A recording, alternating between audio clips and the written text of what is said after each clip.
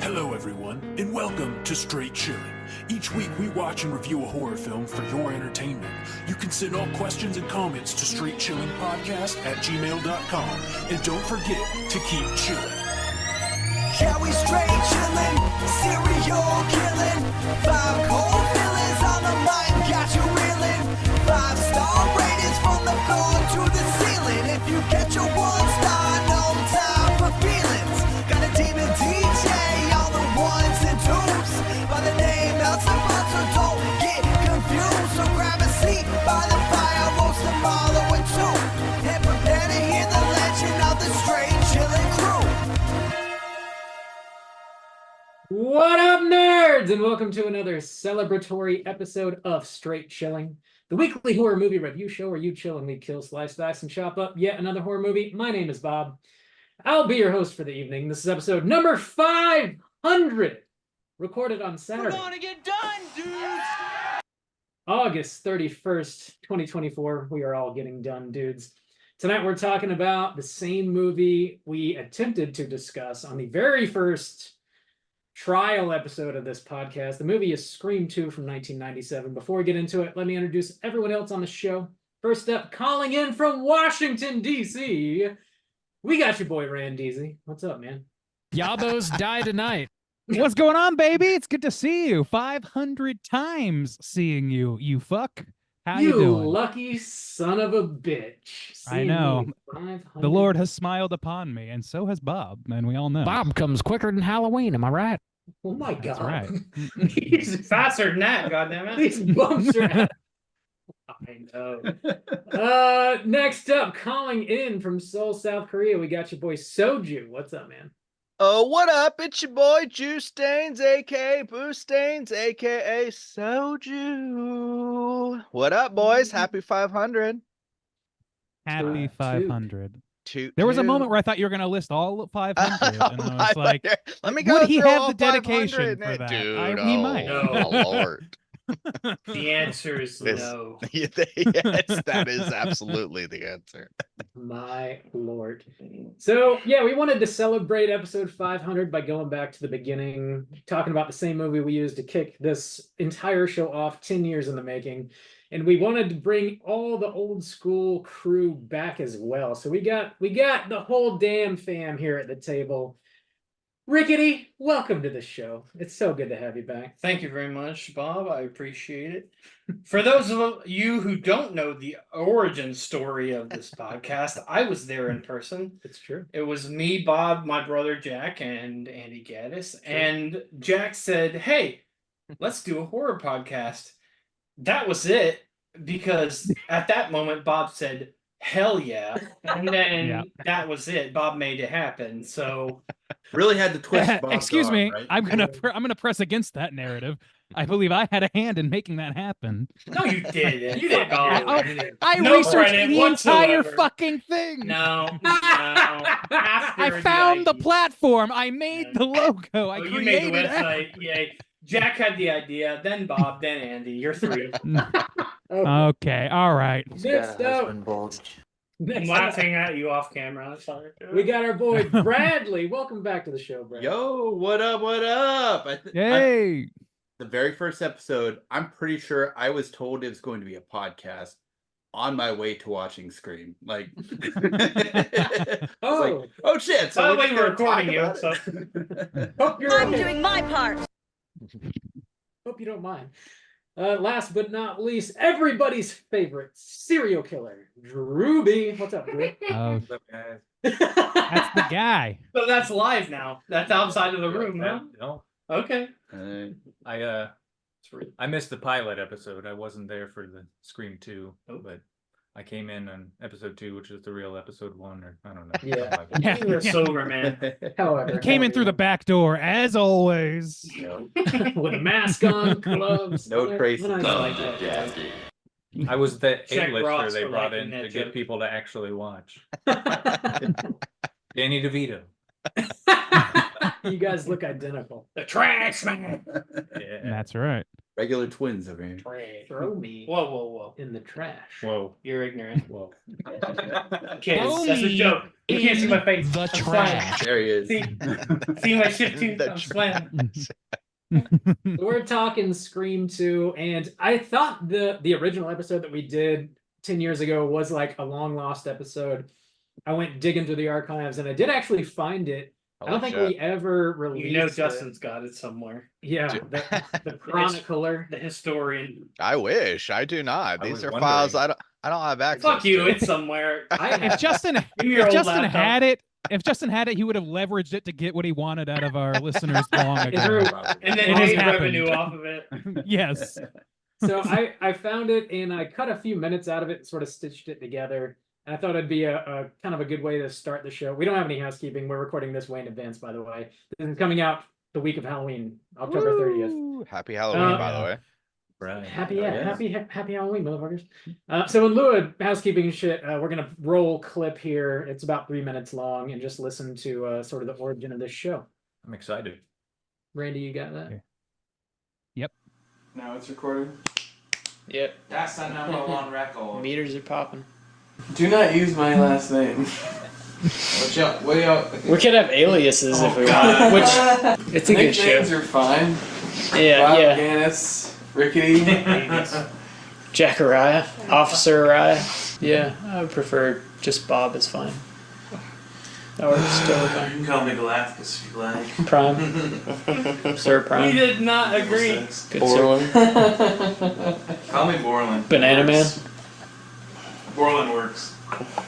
Borland Okay, so we Grover. got Bob, Borland, Rickety, and Just call Jack. me Jack. The Wizard. Oh, powerful Jack the Wizard. Ripper. Talk about Scream 2. Shit movie. Yeah, it's bad. Then she climbs the stage like it's the fucking aggro crag and roars like it's the scene in Jurassic Park where this thing. Nobody's ever accused. That guy ain't in the union no more. Is that how you say it? Olifant? Olifant. That's how or OLI or I think so. I don't know. Whatever. Olifants are elephants in Lord of the Rings. I know. Is that his? We had a couple band names in this. We live in Florida. Egg Crate Labyrinth. God, the egg. That was a pointless fucking room. Hey, that's legitimately like a good segment. Like Yeah, I'll do And that. harmonic, band names and called I harmonic, think they're all mine in anyway. harmonic style. in harmonics. Little Mermaid, that's really kind of fucked over the villain in a whole lot of ways. Yeah, she does steal souls though. Dewey, yeah, he was Boom, crippled, boom. and then in this film he allegedly dies. Yeah, they Boom, even boom, he boom, like boom. spits blood onto the glass and does the classic slide, Yeah. Boom, down, boom, boom, boom. and then he kind of like just shows up. Thank you. boom, boom, boom, boom. That's so Twin Peaks though, dude. For those of you at home, Jack is now shaking his titties. I think that we should do it kind of in advance. Like at least one person has to do it in advance so that we are curating like good shit like that's worth commenting on at all. You know, do our intros like starting the movie, and then like, all right, we'll let you know in a second, and then we'll come back, and then Yeah. Yeah. Yeah, that's great. That would be So we like, should do that, you know? that way they get a baseline of how drunk we've gotten. Right. we can't do it. I know this won't happen, but I just still like the idea of getting Alex to watch these movies and just getting the anti-fan response. It's like the idiot abroad of Yes. horror movie Yes, podcast reviews. exactly. Yeah. So, like I said, I have seen when Alex is pushed into like that kind of situation, and you do not get the response that you want. Just they were talking about the Matthew Broderick Godzilla in 1999, and they were like collectively shitting on it, and I totally get it. But the thing about it is, that's the first Godzilla movie I ever saw. So to me, that's like Godzilla. That's fucked up. That's fucked up. And no, and I totally understand that. Yeah, that's so I bad. totally get that. Your parents failed you. Wait, teen meanie. It is exactly 10 minutes every time. I'm gonna go ahead and grab 2 ways that Rob has fucked up. Frame it on the wall, baby. I'm gonna make me a sandwich and I'm gonna enjoy it. There's a lot of bullshit on that.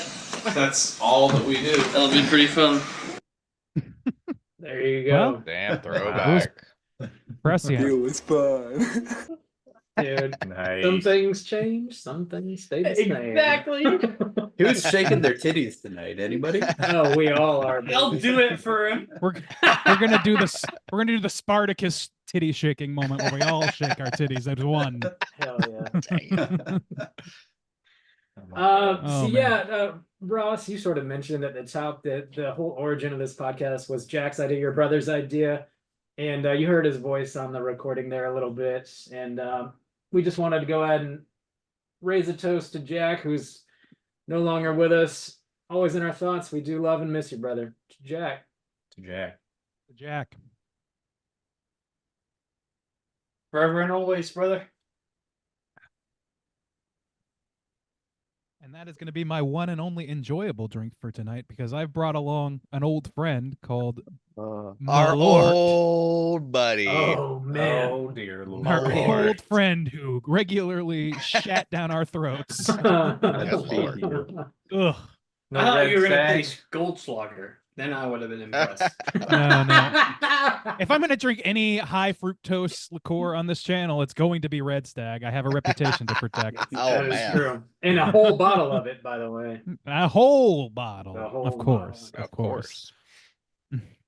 All right, boys, man. let's go ahead and get into the main event here. We are talking about Scream 2, and we're kicking it off with the back of the box. What's on the back of the box? Bob, do you have a solo box or is this part of a set? Well, I've got both, but I'm Of holding the course. solo box. Yeah. You doubt. And a slip cover. You too. dumb slut. You've Those fallen people who into don't my know, snare. That's called a DVD. This is a 4K, Ross. No. 4K? It's a Blu-ray? 4K. State your facts, please. Yeah. Scream 2, you can get this anywhere, everywhere. It's not hard to find whatsoever. This movie came out in 1997, rated R, runtime of 2 hours, directed by Wes Craven, was written by Kevin Williamson, stars Neve Campbell, Courtney Cox, David Arquette. Jada Pinkett Smith is in this one, Omar Epps for a little bit anyways, Heather Graham for a little bit. There's a bunch of really noticeable people. Roger Jackson returning for the voice of Ghostface. Liev Schreiber, your boy, some other folks. Plot synopsis brought to you by the back of the box is as follows. Away at college, Sydney Prescott thought she'd finally put the shocking murders that shattered her life behind her until a copycat killer begins acting out a real-life sequel. Now, as history eerily repeats itself, ambitious reporter Gail Weathers, Deputy Dewey, and other Scream survivors find themselves trapped in a terrifyingly clever plotline where no one is safe or beyond suspicion. No one. You gotta have a sequel. Shaking them titties. Them titties be shaking. My God, the yabos be flapping. The yabos be I flapping. have to make sure to Already. save this My God. file 10 times in 10 different locations to make sure this makes it out. Yeah, on well, yeah, time. you got a Never lot gets of lost. Good call. you got a lot of yanking it to do, I'm sure. So Yeah. This is a good one for behind the scenes on YouTube. Definitely. Jerkin and Spurkin. Gentlemen, we've all seen this movie before. I know we have. Would we recommend folks check out Scream 2? Drewby, why don't you kick us off, man? No. No. That is a, I don't to the know. point. that's Maybe. I don't know. maybe. If you well, like the well, first, that's well considered. Yeah, I mean, there's more after that. Yeah. If Okay. you don't want to skip it, I guess. Go straight to 4. Let's go ahead and just count that as a no. Brad, what about you? Absolutely, I would. I feel like this is like pure Scream. You know, this is what you come to the show for. You know, like they nail it, even though it doesn't have Matthew Lillard in it, which it should. Yeah, I absolutely would. Yeah, everybody should go watch it. No. Riggedy, what about you, man? I think if you're a horror fan, which you probably are watching this show, then yes, you should go watch it. Especially because you need to follow in with the ones that come afterwards, like the modern ones or whatever. In order to understand all that horse shit, you need to kind of see this one. So yes, I recommend you watch this. Right on. Randeezy, what about you, man? Yeah, I mean, I'll echo that. Like, if you're watching the Scream franchise, like, it's probably because I mean, at this day and age, I guess it's probably because you're a big horror fan. Like, you get the most out of it if you're a horror Yes. fan going into it. So yeah, I definitely recommend it to horror fans. I think recommend it to genre fans. I think that the first one is seminal and kind of stands alone, as is the case most of the time. But yeah, if you enjoyed that, you're gonna fucking enjoy this for the most part. For the most part. For the most part. Right on. Juice, what about you? Yeah, I mean, same kind of idea, but I would only recommend just for the Scream franchise. I mean, this was definitely one that can't stand on its own, but also it doesn't have a whole lot of impact on the other ones. I feel like you could watch one and then you could watch four and probably be okay, because spoiler, all the main characters are still kind of there. So, well, Brandy, I get, but anyways. Yeah, it's a pure sequel, and they lay that out in the whole movie, and so its only use is to watch it as a sequel to Scream, I think. Other than that, not a strong recommend. That's funny you said that, because until this week I had only seen 1 and 4. Oh, He's a there you Scream go. 2 Yeah. virgin. So, That's also offensive. I'm sorry. I'm sorry. Well, I'd like to Was that expand. intentional? those are the best Like this. ones. Yeah, I mean, Yeah, I yeah. guess, because I mean, I was working at the theater when the 4th one came out. So I Oh, watched it gotcha. in theaters, Okay. and Oh, okay. before that, I That saw makes the sense. Probably the third and what? Probably the second. He did it solely for this cast. You just- so- Oh, Yeah, well, let's thank you not for your have words, I did. sacrifice. Shows I did. ignorance. I have seen it now. Yes. I think my least favorite subgenre of horror is the slasher. Fuck you. So, you know, they're not Russ is scary. not They're having really I'm it. smiling. scary. That was a joke. You can see joke smiling. And everyone in them is stupid, which I know is like how it's supposed to be, but You're sitting in a room with like Halloween I know. and I know. The Shrine. you have to leave. That's why Rob brought me in the Poster. beginning. Drew's not Yeah. scared of no Very bizarre fucking indeed. slasher. Not. He's I gonna am. kill them first. He's He said his own it's too man. close to home. God damn it. He's his own man. I'm They're out here doing it my all best to wrong. make These them fools. nice. These movie- fools. It's like watching any scene with air ducts with Justin in the room. It's just like, Oh, this yeah. is bullshit. Yeah. I know how better. AC John. works. This is bull. Those Well, no, when you Justin slash the Ford carotid artery, there's a way bigger mess than this. Come on. For some reason, I thought of air hockey and the pucks gliding across the table. God damn it. Justin, I know did my you- air hockey. Justin, did you see the Colombian soccer fans What? trying to get into the stadium in Miami through the air ducts? No, did I they fall immediately through? thought of you. Those They graffiti failed, fun. I'm sure, but they were trying to climb through air. Grease free, right? 'Cause they were locked out of the stadium. Trying to get in, they walked past security. It wasn't that big. Oh, jeez. It just Jesus kept going. If you succeed, it's a Shit good show. fun. Yeah, that's Yeah, I fair. guess that's fair. My brain went immediately to you. Thank you for thinking of me. You're welcome. Well, there's no air ducts in this movie that I can recall. It sounds like a pretty mixed bag as far as recommendations are concerned. So make of that what you will. We are going to be spoiling this movie from 1997. And here comes your warning.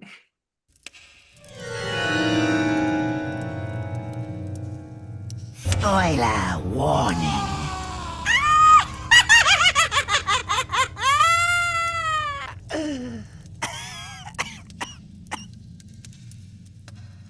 Got a mixed bag of bumps. Yeah, Some I- old, some that's a new. mislabeled bump. It's clear how much we've learned in 500 fucking episodes. We'll fix that in post, I'm sure. Oh yeah, it's definitely knows? going to be a lot of post, as always, to correct all of our errors. Bob, did you type up a plot synopsis for us? Yes, I have the plot. And, The big one. Here we go. Lay it on me. Are you okay, Riggedy? Here we go. No. Sorry. Two whole years after the events of the original Scream movie, we see two Windsor College seniors attend an opening night screening of Stab, which is a movie based on the Woodsboro massacre. Your boy Phil leaves the theater to go use the restroom, and he ends up being killed by someone dressed as Ghostface. The killer then sits next to Phil's girlfriend Maureen in the theater and stabs her multiple times. She runs up in front of the movie screen to signal for some help, but it's perceived by the crowd to be some sort of publicity stunt. She then falls over dead, and we get the title card drop. The news. The news media, including local journalist Debbie Salt, swarmed the college campus after the murders. Sydney Prescott attends Windsor College now. She lives with her roommate, Holly. She has a new boyfriend by the name of Derek, and his best friend is this weird dude named Mickey. We also see returning characters Randy Meeks, Dewey Riley, and Gail Weathers. Gail tries to force an interaction between Sydney and Cotton Weary, who's now exonerated for the rape and murder of Sydney's mother, Maureen Prescott. But it doesn't quite work out. That evening, Sid and Holly attend a party at a sorority house. At a nearby house, Ghostface attacks and kills a student named Cece. The partygoers wander over to look at the crime scene, and Ghostface attacks Sid. Derek is injured, but Ghostface ends up fleeing when the police arrive. After realizing Cece is diminutive for Casey, Gail theorizes that Ghostface is killing people with the same names as the victims from the original Woodsboro murders. Randy adds it's likely someone she knows, and he's following the rules of a movie sequel. Ghostface then calls Gail while she's with Randy and Dewey on campus in broad daylight. They try to find where he's calling from, and in the process, Randy's pulled into a van and murdered. That night, Dewey and Gail review some footage shot by Gail's cameraman to see if they can spot Ghostface in the background. Ghostface then attacks and stabs Dewey. Hell yeah. Then two officers attempt to drive Sid and Holly to a safe house, but Ghostface intercepts the car and kills the cops and Holly. Sid escapes, and she's drawn to the campus theater via some music. She finds Derek there tied to a cross. Ghostface then shows up and reveals himself as Mickey and shoots Derek. Mickey says he was going to kill Sid, get arrested, and blame all the violence on movies. Debbie Salt then arrives, holding Gail at gunpoint. She's Mickey's accomplice, and Sid recognizes her as Nancy Loomis, the mother of Woodsboro Massacre killer Billy Loomis. Nancy shoots Mickey and confesses she was going to frame him for the murders all along. Mickey shoots his gun, injuring Gail, and then she falls off stage. Nancy then says she's taking revenge for Sid killing her boy, and that she was the one that killed Randy earlier. Sid then points out that her abandoning her son fueled his psychotic tendencies. They fight. Cotton appears, holding them at gunpoint. Nancy tries to manipulate Cotton by saying Sid's testimony got him arrested, but he doesn't fall for it. Sid agrees to an interview with Diane Sawyer and Cotton, and then he shoots Nancy. Sid, Cotton, and Gail are then surprise attacked by a still alive Mickey. Sid and Gail shoot him dead. Sid puts one more bullet in Nancy's head. The police arrive, and Dewey ends up being okay. Gail gets in the ambulance with him, and the press start to question Sid. She directs all the attention towards Cotton, and he's very happy to get that attention. Roll credits. Whoa. Still prefer the Babadook. Did I just rewatch the movie? Short and sweet. A double screening of Scream 2. I need you to go back to Cece being diminutive of Casey. 'Cause there was some shit going on. What is happening in this? I was always slightly There's molested. a lot of sexual tension that needs to be relieved, I think. I mean, we all It watched. was relieved. Keep going. It's been relieved. We all watched the movie. Yeah, there was plenty of sexual tension. We all. Yes. Yes. All right, this movie. Tough group mixed to keep bag. focused, Bob. Let's keep it moving. I know. I feel like we gotta spend a decent chunk of time on the opening scene here. Love it, hate it. What do we think about the introduction of the stab movies, the movies within the movies of the Scream franchise, which are still continued on, even in part like 5 and 6. I don't know. Opening scenes are like a big deal when it comes to Scream movies. A lot of them are iconic. How does this one hit? I think it's solid, but definitely dated. I think it's gonna represent a lot of what this movie is because you can't do shit like that anymore. Or like movie theaters aren't like that anymore. And so it is a bit of a 90s. In some ways they are. Well, it's a bit of a 90s time capsule, but I did like it because, you know, even throughout the movie, this is not just the beginning, but having scenes from the first movie but played by other people, I think it's cool. I do like the inclusion of the Stab franchise.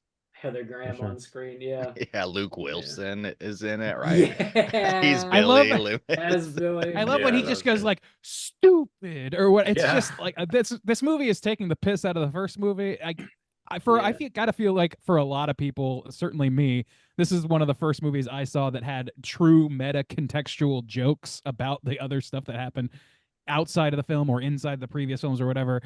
it really nails it. Like the first movie already was metatextual in so many ways, but this one is like self-referential for the first time, and that is a thread that this fucking franchise never puts down.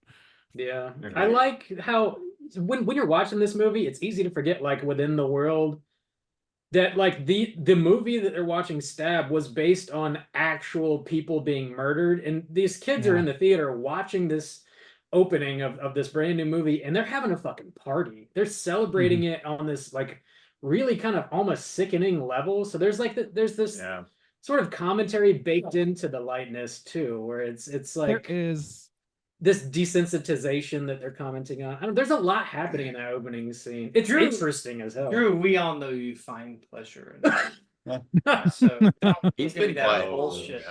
No. I've been here from day one. You find. I've been here from day 2. So you're late. Specifically. Congratulations. Second. Rob, are you sure you didn't watch Scary Movie at all? Yeah, the levels in Scary Movie. All the are- comedy. I've actually never seen Scary By the Movie. way, there's something about the direct parody of this scene in the Scary Movie franchise that sticks with me even more than this one. Me Like, I don't know. too. Like, it's so fucking funny to me, and like it's like there's very little you could say about the movie trend that is positive. But the Scary Movie 1, Scary Movie 2, those like they so perfectly encapsulated what this movie was doing. And it's crazy that they took a movie that's already poking fun at itself and being funny and hilarious in many ways and just like amp it up to like airplane levels, this slapstick shit. It really, really works for me. Regina Hall kills in this scene, and Jada Pinkett Smith is so fucking annoying. And I think that's the reason why it's so funny to watch Regina Hall do this. Yeah, I agree. There were not just this opening scene. This definitely is the one that is the most memorable, but there were other scenes where I was getting mixed up with Scary Movie scenes. Yeah. And that kind of affected my watch of this, I think, because there were sometimes I was like, I kind of just wish I was watching the Scary Movie version of Damn. yeah, sometimes because that opening is funnier. Well, I think the problem that I have to fucking watch Jada Pinkett Smith too in this opening, I'm just like, I don't want to look at this woman. I don't like her. And she is super annoying. And so I'm just like, I kind of wish I was watching Scary Movie at this point where I'm thinking about it a lot. So I think that definitely affects Scream too in some ways. I don't like the Scary Movies in that way. They're like fine, but kind of base. I don't know. They're not. There's not my bag, I guess. I don't There's think like- there was any point where I thought that does she get a knife or a wiener in her ear? Wiener. No, that's Damon Wayans. Oh, Or yeah. not Damon. One of the Wayneses. Wiener or Always wiener. Speaking of like I never understood the decision in Scream 2. Like, if you hear weird shit going on in the stall next to you in the men's room, you're never putting your ear to that stall. You're not gonna do that. Like, you're gonna get the fuck out of there. Certainly Or not doing that now. European style. Your glory hole. The- Seal cement red. put your ear to the glory hole. I gotta hear what's going on over there.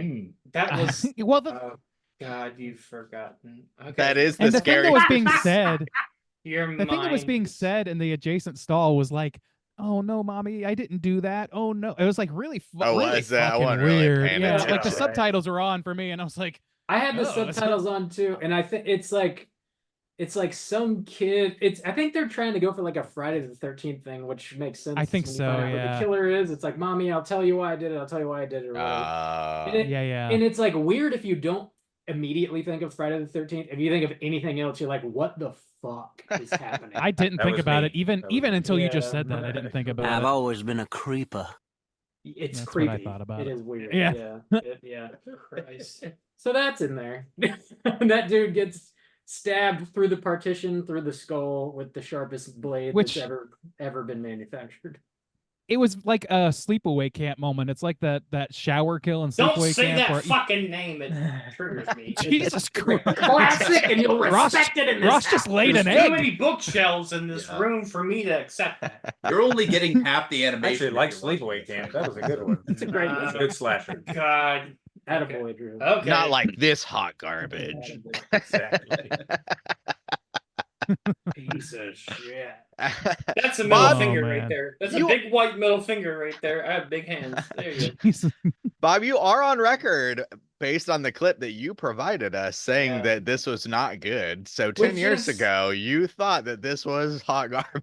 He can change. I Man, thought it he was changed. joke, but yeah. Yeah, I was surprised to hear that too because I don't remember ever not really liking this movie. It's so in comparison to the original, like they all You were too pale, but I don't know. I do like this, and there's nostalgia baked in for sure. Like it's flawed. It definitely is Fuck a yeah, flawed dude. movie. Sorry. But there's also like I think I give it a little bit of grace knowing that it came out exactly 1 year after the first movie. And I think they had like maybe 6 months to get it done. And the script leaked, so they had to rewrite a large portion No of it. shit. I didn't know that. Yeah, some of it on the day. So like I feel like I see what they're trying to do, but it feels hurried and maybe a little mixed up and not as tight as it could have and should have been. Which I they wonder who referenced the in ori- Scream oh. 3. Yeah. I wonder Yeah, who the this is original Surprise! killer the was movie supposed to was be. originally shit, so they redid it. I saw a couple different Hollywood. different things saying there was going to be 3 killers and like the 2 that we already have here with Loomis, Mickey, and then also Holly, the roommate. The roommate. Okay, she was underbaked. That Ew. kind of makes Yeah. sense. Like she was very much fodder. Although that said, like there were a lot of like characters or at least big name actors that showed up that you would expect to get more screen time. Like Joshua Jackson is in one scene. Like this is like I mid forgot Dawson until you just era. said that he was there. Yeah, me Yeah, too. Like, yeah, exactly. Like and Weird. Sarah Michelle Gellar is ultimately just Marketing. fodder in the end. And Yeah. But wait, know. isn't he also so Sarah Michelle Gellar is also in I Know What You Did Last Summer. Isn't he also in I Know What You Did Last Summer too? Is he? I don't think he remember. is. I haven't seen Nah, those who recently cares? enough. Maybe he's in I Not sure. Still Know What You Did Last Summer. Maybe. I'm gonna look. Ross is on just to I know who make you the fucked whole last summer. podcast. That's what he's in. Oh my god. Who the fuck? Oh cares? man. I like how they had Buffy the motherfucking Vampire Slayer watching Nosferatu totally Yeah. alone in a sorority house. That's I did solid, pick up yeah. on that. Yeah. Yeah. There's There's a like good- yeah, this movie. Sorry, go There's ahead. a Drew. good a little Easter egg, I guess, in that scene, which I noticed. The outside of the living room where she's watching the movie, there's a sign on the wall that says "No eating in the living room." And as the camera's panning over, you start out only seeing "No living," which I thought was Oh, pretty. I did not oh, catch that. okay, all right. That's like Nice. an Arrested True, Development true. sort of. Make me feel stupid. Eagle Eye Drew. I thought you were gonna say, and then we pan over to Sarah Michelle Gellar, and she's just like honking down a hoagie, like so quick. I thought that's where I was going too. It's not. I broke Ross. I'm sorry. He's glitching out. Yeah. Ross is dead, bro. Oh shit! You guys, I'm being assaulted. Fucking tit. There's a door there. There's Guys, I could have left. I'm surprised it's not just a Blu-ray that I pull that just like He didn't close it very well. Oh, there's the Ham dog. Man. There's a giant animal in there as well, and then a dog as well. The poster's gonna fall. Behind the door mask. Yeah, I don't know, man. Like this movie feels like the Scream franchise. I think we talked about this with 6. Is like it does its best work when it has time to marinate the script for a while. As the horror genre sort of like alters, changes, as it gets more to say. I actually thought this movie had more to say about sequels than it ultimately did. And I think that is, again, like a product of what you just described, Rob, is like the truncated timeline for production. And then I guess a leak. I didn't know anything about that. So yeah, they really rushed this out. Fortunately, it was still like very fertile ground because they hadn't done 6 movies yet or 5 movies beforehand. Yeah. And 6 suffered from being like the 6th in the franchise and being rushed. And so that's why we were generally pretty negative towards that one comparatively. Yeah. There's some. I don't know that they really comment too successfully on like sequels necessarily, but they do the meta thing, and like the movie opens up with commenting on like the sort of severe lack of African American characters, and like that totally like is the first Scream movie. But there's a handful of African American characters in this, so like they kind of call themselves out in that way, which is like an interesting meta sort of thing they play with. The no nudity continues. They talk about that right. At the I'm sorry, beginning. no nudity does not continue where you're sitting. Right, there is some nudity has nudity begun. in this room. That's Are been you the hard biggest with us? disappointment of the Wrong. Scream franchise for me. Yeah. They're always commenting on nudity, but never giving any. Well, I it's know. that is a subversion of What a the tease. series. You want What do you titties? You call got them, Max? titties. Yabos? Severe lack. Yabos around here. That So ain't he what I would. call it. He was not, I guess, in I Know What You Did Last Summer. He was in a movie from 1998 called Urban Legend, but that was after. Urban Legend. And actually, another character from that movie is in this as well. She's one of the The curly-haired one of- sorority girl. yeah, the Yeah. sorority girl with the curly hair, the one Yeah. that's not Lindsay Bluth. But that Yeah, movie, yeah. oh yeah, but that movie came out after Scream 2, so that was 1998. Right. They could have been filmed at the same time, but yeah, it's so weird for them to have him in this movie for just one scene. That's so They just wanted strange. anyone who was a teen star to be in this I movie. guess There were so, many. yeah. I was shocked. I bet They he was got in the the budget. trailer. They're like, look, we got the budget. We can fill this with day players, or we can get Joshua Jackson so that the teen Tiger Beat magazine fans can come in and enjoy. Oh, I Randy. don't know. His character might have been written out of some scenes, maybe. If they were Maybe. rewriting it on. He set. was the I feel like third that had to killer. have happened, right? Like, I don't know. Maybe it's just like, maybe it's almost like if I'm giving way too much credit, maybe it's like an act of red herringness where it's like, oh, this is a known actor, maybe he's the killer, just to like muddy the waters as we go through the whodunit of it all. Maybe. I don't know. That's the nicest version of I what definitely that think would they be. were kind of harking on the misdirection, really. Like, Yeah. I don't think anybody really saw the ending to this movie coming. No. I, How could you? I mean, yeah. Like Debbie Salt, the character of Debbie Salt, like Yeah. she's just nothing, and then all of a sudden she's the killer. Like Yep. it's yeah. Well, Mickey is they kinda- spend a lot of kind time with her. on- They spend more time with her before the reveal. I mean, they spend more time with her before the reveal than they spend with Joshua Jackson, certainly. Even maybe Timothy Olyphant. fucking Buffy or like Timothy Olyphant. Yeah, we don't spend that He much like time. disappeared for like with 40 minutes. I was like, what happened He's to like Timothy always Olyphant? kind of around though, or at least mentioned. So like I feel Fair. like he was kind of one of the more suspected people, or would have Yeah. been if I hadn't seen this 3 times before this. But yeah, I don't know. Does he have a really hateable face, or is that just me? Timothy Olyphant? He did. Yeah. He grew into it. Like he looked ugly here, but in his later years, Yeah, he became looks more better attractive, as yeah. a more distinguished older man. Yeah, agreed. I don't Yeah. like Like him. a Wyatt Earp.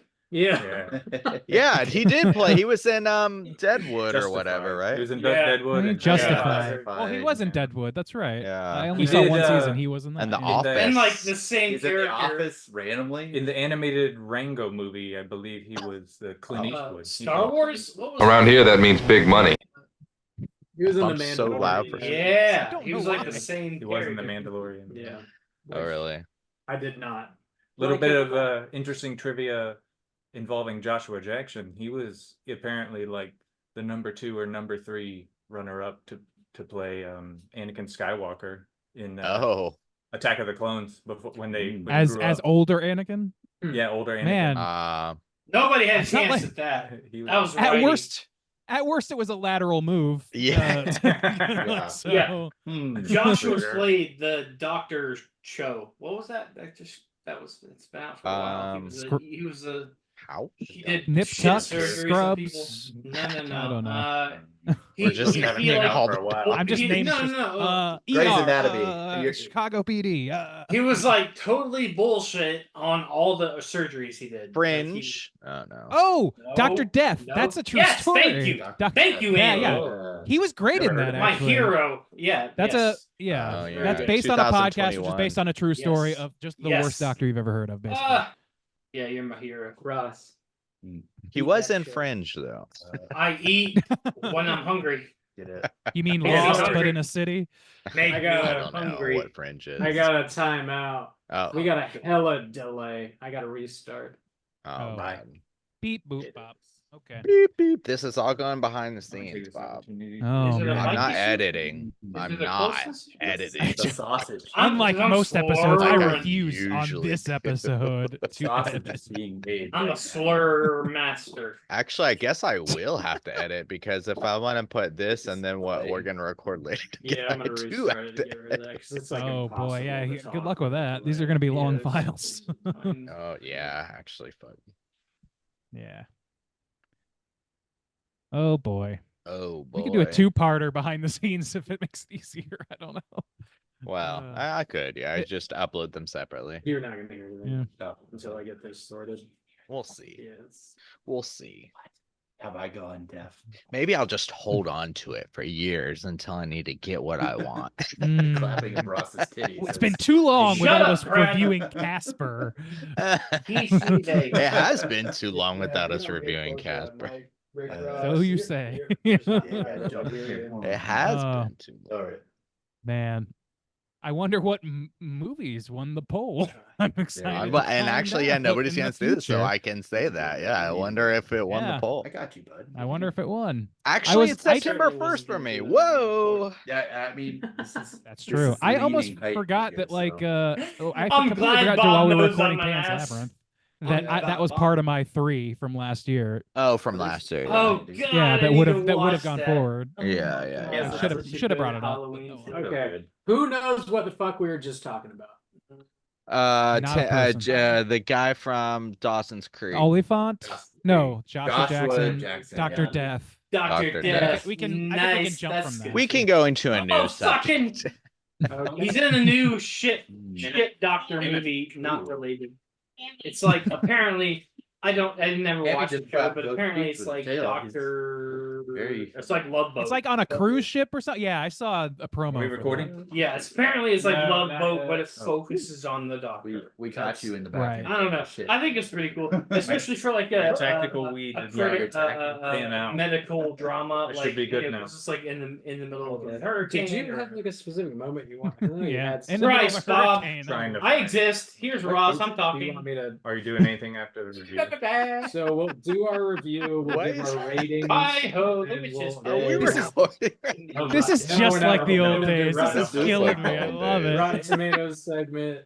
3 or Trivia, 4 Scooter conversations. of the Daddy. week. These two are planning right now. So Inside. Planning the Rotten episode, yes. That's Everybody still got perfect. something. Yeah. like Inside. Drew had something he wanted to like hand out, and I'm just making sure that Oh, if he can't find a way in, I'm gonna help make that happen. 'cause Okay. Yeah, I'm It can be- terrible it at can be hard finding my sometimes. way in. there. Okay. hold on, Drew. Let me Sing finish. Scorpion Let me finish King my thought. soundtrack. Oh, Drew, you're 1 to 13 on your own. So That's it. we were not recording, but I'm about to start Okay. recording. and Here we then go. Okay. Okay.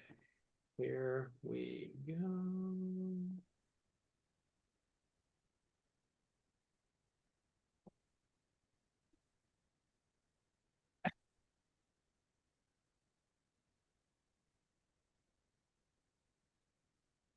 Long time between go and record. You're about to hear my that's Yeah, fine. you're Come on. telling- It was a soft go.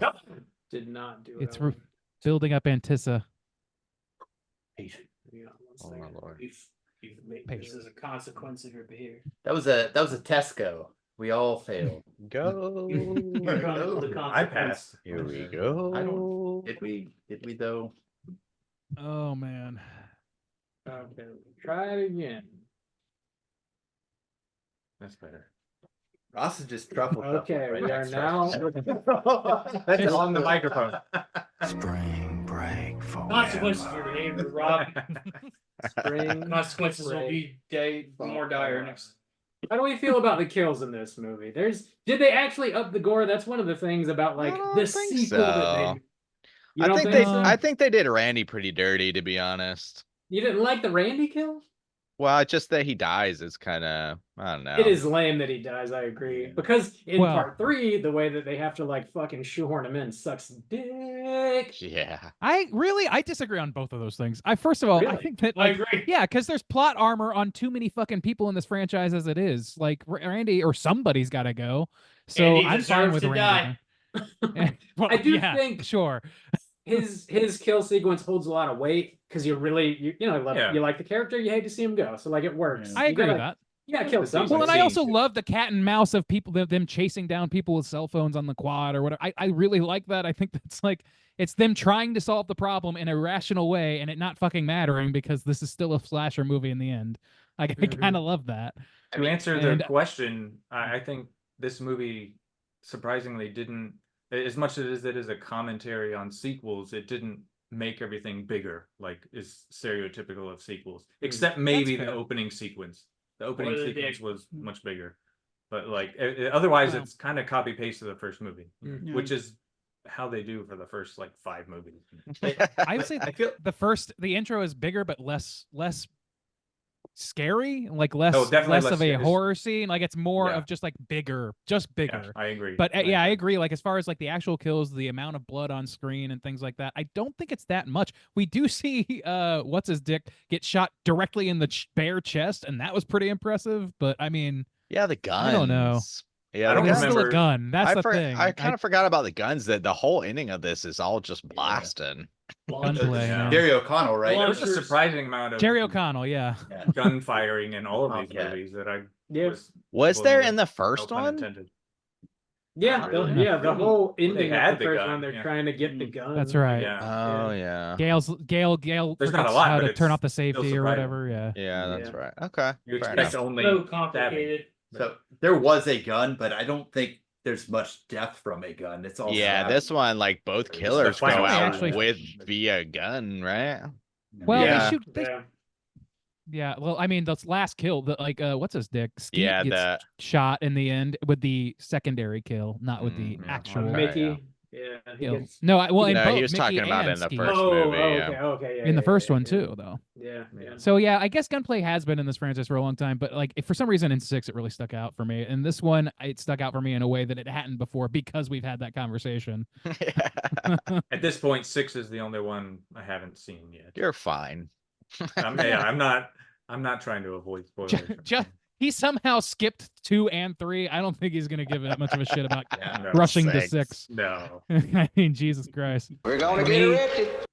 As far as the gore of any kills go, I don't remember being shocked by anything until the 4th movie, maybe. And I think Yeah. that's because of the time it was released. Mm. I think There so were too. higher And that's part expectations, of like the kind of thing. commentary of it, right? Yeah. Yeah. I'm one Yeah, of they're those all just desensitized stabs. people. The chintzy, but also like there's also something very like I don't know, personal about being stabbed, but this movie seemed to lack things like the garage kill. Like Yeah. Creativity. give me a yeah. creative kill. Like that's what's to me that's what makes a slasher sequel of all things valuable is a satisfying fucking creative way of killing things that just makes me laugh or like gives me a little bit, but for some reason the first movie does that but not the second one so Yeah. much. I think it had some good set pieces, some good like moments where it builds tension. The kills maybe aren't super creative. I Maybe agree with you there. one of the detectives protecting her, he got like impaled by the steel Yeah, the rod. pole. Yeah. That's true on the pretty- car. Vehicular shocking, I guess. homicide, I That guess. whole- Yeah, that's interesting. The whole scene, I really love that sequence where they have to crawl over the top of a passed out ghost was- face. Oh, That is a cool yeah. sequence. Yeah, good call. I thought maybe it was dragged out unrealistically, but it was still pretty. Yeah. Yeah. It had tension. Well, Mhm. them running away and saying Sydney being like, I gotta go back and see who it was. It's like you were right. Yeah. Just like as you're getting out, just rip that fucking mask Yeah. off with you. Use Yep. the same move. There's so many times throughout this entire franchise where I'm like, why didn't they take that Take the mask mask, off? Like, yeah. what the fuck? I know that's like that cat and mouse of it all is like it's just ingrained in the thing that they are satirizing. So it kind of Exactly. has to be that way. I don't know. I think give I it came some to accept it, leverage yeah. there.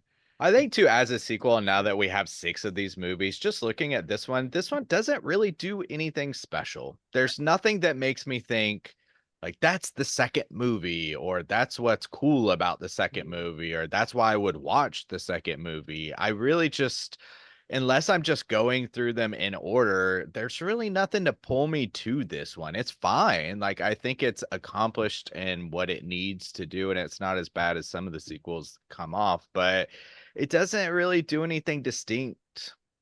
Where would you rank it in like the 6th? I'm kind of curious. probably toward the bottom half because me and you did a rundown before 6 came out, and I still think I would put 1. So we have 6, so I still think I would put 1, 4, and 5 toward the top, and then 2, 3, and 6 are in the bottom half. So bottom half. I'm not looking forward to 6. Yeah. It's all right. It's it's worse than probably- 3. You could stop at 5. I think 3's I mean- still the worst. I think 3 is the worst. Okay, Yeah, okay, Yeah. that's good. 3 is the worst because it's like coming fresh off the heels 3 years running. So as many diminished returns on the idea as this movie had, they rushed to get another even more diminished return on 3. Yeah. Whereas I don't know, it really does seem like time is the key factor to letting these movies, be good. I was not telling just- these guys before, like I didn't do any research, but it felt like 3 went through some kind of production hell. Like, I'm Dude, sure they oh my like God, both. 3. This one clearly did by Yeah. Bob's accounting, and it thi- was 3 I'm saying that sure. too, Yeah. Well, in the Three's same out. way, I mean, with 6 coming out like so fast after 5, it's like apparent when they rush them out, surprise, they're They're not great. Oh, Yeah. What? That's When you fine. release a movie 1 year after, when the fucking script's not even done, when the one Yeah. before is, it's like, why do they keep doing that? I don't That- know. that Lemon kinda squares blew taste me- like ass. That kind of blew me away because I didn't before this week. I didn't even know there was a 6th movie. Like 5 and 6. It was in like my one of the mind were biggest the same movies from movie. last year. They were so yeah. close, yeah, Like, but they well, were like, it's if you're not paying technically, attention. technically 5 was the one I didn't know existed. 'cause Oh, I okay, knew yeah. there was one that took Oh. place in New York, and I thought that was the 5th one. Oh, Yeah, I gotcha. kind of like to think that the reason that Ghostface is so clumsy in this movie is because they had so little time to figure it out. There is a scene where he's running around in a Yeah. sorority room or a house, and he busts ass over a whole ass lazy boy. It's just sitting there right in Yeah. the middle of the road, and he just and that might be my favorite scene. That might be my favorite scene because it's like, did you not see it there? and there's a phone with a cord attached to it that just goes cluttering off to the side. It can be easy to This- see out of that mask, especially if you're like the older lady chasing folks around. Yeah, Maybe yeah, she's that's- Yeah. already- I don't know. I guess you don't. Let's not make excuses for it. This is the movie that solidified Yeah. But I love Ghostface as a clumsy cartoon Ghostface. character. Yeah. He is a Looney Tunes character, both in it mask and out of mask every time. He's all like, once a big reveal happens, they're all doing Stu Macher. Always, Yeah. they're always doing Matthew Lillard. Yeah. Absolutely, to the best of yeah. their ability. Even Laurie Metcalf, who is a fucking incredible actress, and like I've seen her do some shit that like made me well up with tears. And Yeah. here she is like chewing the goddamn scenery, just being like almost mustache twirly, but no mustache. Like it's Yeah. fucking kind of a lot. And same You with gotta love Mickey it, though. too. Yeah, that's the thing is like after the success of the first one, they're trying to kind of like mimic it, but it's in that cheap kind of way where it's like, oh, we know what made the first one successful. Or we know why the fans like the first one. Let's try to just give them Yeah. some more of that. And it's just, Like, more of Yeah. that with one or Yeah. two pegs Yeah. rearranged, so the Yeah. boyfriend's not the killer this time. Couple He's a it's good some, guy. it's He some sings random Top guy Gun that we don't songs. know. Yeah. Yeah, it's Jerry O'Connell singing Top Gun songs. That's the worst scene in this movie to me. Oh, I don't I, know. I agree with that. Absolutely. It's just Oh, so the weird. boyfriend's so bad in this too. Like, I don't know. Nobody like in the first movie, they at least feel. I mean, I don't know. It's the first movie, so you're experiencing it for the first time. It's just like the boyfriend in this. Everybody feels so plain. Nobody feels special in any kind of way. Well, Like I think they do a good job with the returning characters and like sort of giving them a bit of an arc. even Dewey, I don't know, man. I wasn't big on Dewey this movie. I liked hell yeah. I like what they did with pretty much all of them. Dewey coming back, he's like no longer like baby face. Like he's got some experience. He's a little jaded. He's upset with Gail and how she reflected him in his book with the I whole like love that. oozing conversation they have. Gail starts off just as like sort of vicious and unapologetic as always, but towards the end she actually starts to regret her decisions and like gives the like opportunity to interview folks at the end of the movie to go take care of Dewey because he's Yeah. like dying, or whatever. And like It's a Sid lesson is she'll only need to learn 4 more times. right. Oh, Sid is more yeah. of a badass, I think. Like she's a little more hardened, a little more battle tested. She doesn't trust her Well, she's boyfriend. traumatized. Traumatized, Yeah. yeah. Randy's kind of the same, I guess, but he's only in like half That's of the one that blows me away because like he still loves Sydney. Sydney left him to fucking get killed by the killer in the last Yeah. movie. Understandably, justifiably, I think, considering the circumstances. Let his ass But die. Sheila's like, fuck both of you, and slams the door on the face of her Yeah, and one of the goddamn killers that That's she true. knows. Like, Juxtapose he that doesn't have- motherfucker. Hell yeah. she really she didn't do him dirty, but like I could like they didn't explore that at all, and I don't really blame them for not exploring that. I do think that Gale and Dewey are fucking great. They're back and forth. Him naming the pages, annotating the Yeah. moments where she talked dirty about him is so likable to me. I really like that a lot. I have some oozing I think to as much do. as I didn't like 2, it might be Dewey's best movie. Absolutely. Oh, Like he's wait kind till of you see useless in all 5. the other ones. Yeah. Oh, no, I saw 5. I saw 5. Oh, you 2, saw 5, Okay, yeah. you did, Six- okay, six well, I have. all right. Well, I don't. I Alright. guess though too, going back to the scary movie aspect, the way he's got to move. I think he switches hands sometimes. Doesn't he switch which hand? don't know. He Maybe. can't move. I'm pretty sure he does. I don't remember. I didn't. I Well, think I think he in Scream does. 4, he's not even limping anymore. yeah, And then in yeah. 5, Nerve it comes damage back, can but it's repair over light, time. like, I'm gonna put that out there. yeah, but in 5, it's like he's limping again, but it's not as bad. It got better, but Well, not that's- as- yeah. Nerve damage can improve over time. And it can come back apparently. Just a little. It can. Yes. Yeah, I don't know. That kind of like shtick was got a little tired for me, and I'm pretty sure he switched hands halfway limp- through. Yeah. The limp showed how bad he was as an actor, I think. His limp was comical, I think. Yeah.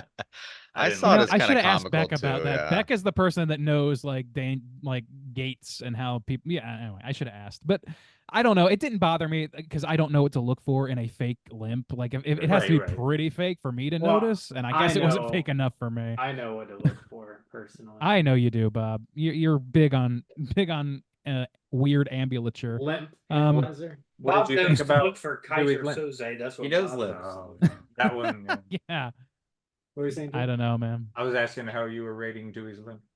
Oh yeah, perfect limp, no notes. Mm, I can tell. It's Yeah. being Wow. serious.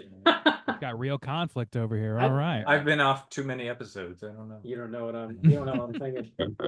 I like Cotton in this movie too. Like as far as introducing new characters, they give him a lot more depth with like him being falsely accused of these really horrible things, but he's got a bit of a chip on his shoulder and he's trying to leverage his situation for fame and fortune. And like I like his interaction with Sid and everything. I think that's a nice dimension that they add to this movie that they really build on successfully from the original.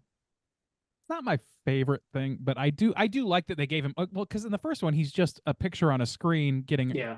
a perp walk. He's basically all he is. I was And- kind of surprised watching the first one, which I had seen before, but I didn't really remember that well. That Liev Schreiber was in it, and I don't know if he was a big actor in 1996, but me I'm watching guessing it no. now, I'm like, why is Liev Schreiber just in this one like TV segment Well, and not I in was the gonna rest say- of the movie? It's like, I was gonna say, thank God they hired a guy that like ultimately became a name, and Yeah. maybe that's part of why they wrote him in more. But maybe this is part of what got him notoriety. I don't know. Like Yeah, I was X-Men wasn't too wondering that long too. after this. They Like, said, "Look, right? well, we it need was your cheeks. probably a decade later. We need He your was only cheeks. in your Wolverine jawline. Origins, We need them for like the fourth Wolverine. X-Men movie. For the Wolverine. Well, wasn't he? I don't know. damn. I can't remember. What The he- Yeah, he best played of the Sabretooth. X-Men He was films, of Sabretooth. That's course. right. I thought he was in the X-Men 2000 or whatever. No, like the no, original. didn't show no, You're right, he you're was right. X-Men Yeah. Origins Wolverine. God damn it. The good The one. best of them. Plug it, The- plug it back in. The number one. What? Oh, Unplug no. your mic and plug it back in. It's fucked Okay, up. okay. I was trying to show you what it did, but it didn't. Which work. The is button doesn't normal. do the button thing. Yes. Help me. Help me. Oh, Okay, man. I got I'm it. not quite plug, good at and then just- touching Oh, on God! things, but Yeah. Liev Ran- Schreiber's ran- character. It's not about you. It's not about you. It's about me. There was right now. something that didn't work for me, and I'm not sure what it was. But like to play off I what think Rob it was was saying, like, played. I think they were trying to turn him into basically Test. Gale Sorry, liked Andy. a little bit. Test. Yeah. All right, all right, So ready? fucked up. Hang on, let me look Okay. at Ross's mic. I did a good job. I did a good job. Andy, this is you and me. Okay. Okay, yeah, Drew. Let's have a conversation all our own. Welcome to my podcast. For me, from the beginning, it was obvious So bored. that he wasn't going to be the killer, and I think that's what really ruined it for me. Yeah. Like, they kept trying to make him look like a dick, but I'm like, he's not going to be the killer. I think that that was a nice subversion. I don't know, like it didn't go anywhere, but I liked the idea that you didn't really know who the killer was, and then they just surprised you with something that's totally, out of left field. So I don't disagree. Like, I think that the thing about the red herrings in this one is, in the first one, the red herrings are suspicious all on their own. Like, Skeet Ulrich obviously isn't a red herring, but like, there's a million people that you're like, it could be this person. This person's acting strange, and you actually start to be suspicious of people naturally. In this movie, it's just, it's a whodunit, and you're like, who's it gonna be? It's Who's it gonna manufactured. be? And you come, it's already instilled in you that you're looking at everybody suspiciously from the beginning. So It's it something doesn't you can matter really- if they're suspicious naturally. Yeah, you can't really do anything about it when you're writing sequels. It only works in Right. the first one. Yeah. So That's very true. you kind of have to Although suspend your ultimately, disbelief like, in every in a way movie for has that. fucking done this in the franchise. So. yeah. That's why I think by the time we watched 5, I was like, I kind of just stopped trying to guess and just experience it. Like, because that's not necessarily what's fun about Scream to me. I mean, kind of, you're gonna get the reveal. So yeah. You just ride along with it, I think. Yeah, right. Yeah. You I mean, want that's the way I am with, like. Sorry, go ahead, Drew. I was just saying, reference what you said earlier about the actress chewing the lines in Scream 2. Like, that's what you want to see in all the Scream movies. Even though you might be able to predict who the killer is, you want to see them the chew the big lines, like you said. Yeah. Mm-hmm. The big reveal. Laurie Metcalf is a fucking genius. I love her, and like, this is a fun turn for her, but it is not like it's not going on the reel necessarily. I don't think, unless it's like for variety. I don't know. I like the whodunit of Scream as a franchise generally, but it's best served when they actually have a, like, it's not just surprising because it's out of left field. It's surprising because you've been looking at so many different people that all look naturally suspicious in their own way. And really the only one I can think of that does that is Scream 1. Scream 4, maybe. It's been long enough that I don't remember how I felt about the. Well, there was a herrings in long that enough one. period between 3 and 4. Right. Yeah, exactly. And it could, like, if it, like, at this point, I feel like it wouldn't be the most shocking thing in the world if they made fucking Sydney the killer or some shit, like something horrible like I've been that, which would waiting be for it. terrible. I've been Yeah. waiting for it. Right? At this point, it's too late. It had to be. It would when be she was terrible. younger. Maybe, yeah. I don't know. Like, I just Well, feel in like 6, when Dewey comes back and is the killer, I mean, that was fucking crazy. that was As a so literal bad, ghost yeah. Whoa. Tell by the limp. Did we just spoil? We spoiled. He's It's killing all somebody, my and it's just like, Every time the killer shows up, that song plays, but they make you yeah, think it's it's like, who's it gonna be? who is it? I'm not too schooled on the slasher genre overall. Was this Scream, or the first Scream? Would that be the first to be like a whodunit slasher? I don't think it was the No. first. No, it's not. So It Sherlock wasn't like Holmes.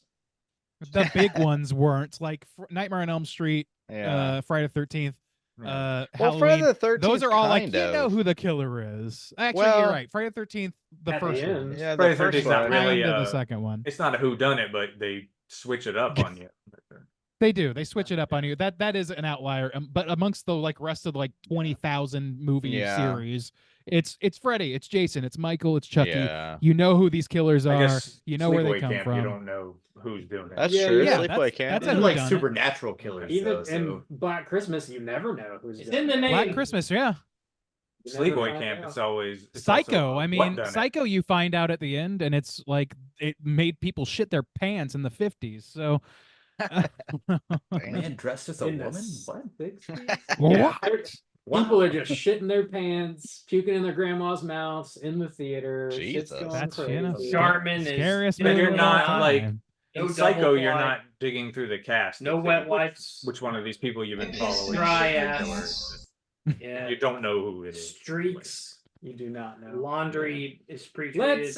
Let's go ahead and rate this thing Here out we of go. 5. Let's land this plane. Drew, you're closest to me, so I'm gonna let you kick us Drew. off. How do you feel out of 5? Scream 2. Wow. Oh God. This is a 1.5. 1.5. If you want, I this is a don't man like of- slashers, and this is a weak Scream movie. Hmm, Scream is a slasher franchise. there you go. It's This is a man of principle, and those principles all mean, that involve logic holds dismembering up. entire. things. Yeah, I mean, amongst the Scream movies, it's bad. So I'm actually giving it a little boost to rate it amongst other horror movies. Oh, you So, should. like Right. if I were Be the rating most it out of a recent one, so let's Scream just- scale, let's it'd be just like a stick with 0. Fucking Saint you Drew. know, But Okay. I am But yeah, going like, to this is a drop a deuce on 1.5. everybody. I'm watching. It's less than a deuce. All right.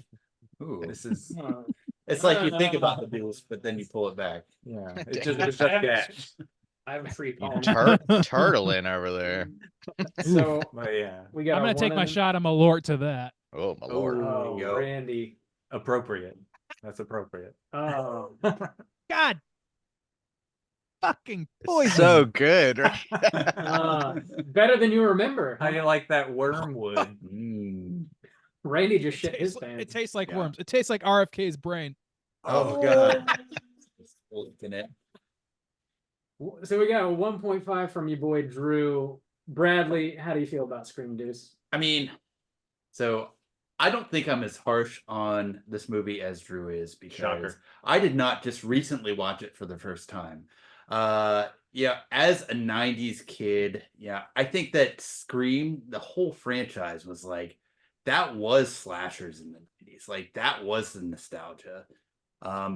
So I just think I'm too fond of this movie. I'd have to give it like a 3.5, maybe. It's not perfect, but it's fun. It's fun to watch. Like it's a fun watch, and like you can hang out with your friends, drink a beer, you know, and guess what Ghostface is gonna trip over next. You know, that's the fun shit.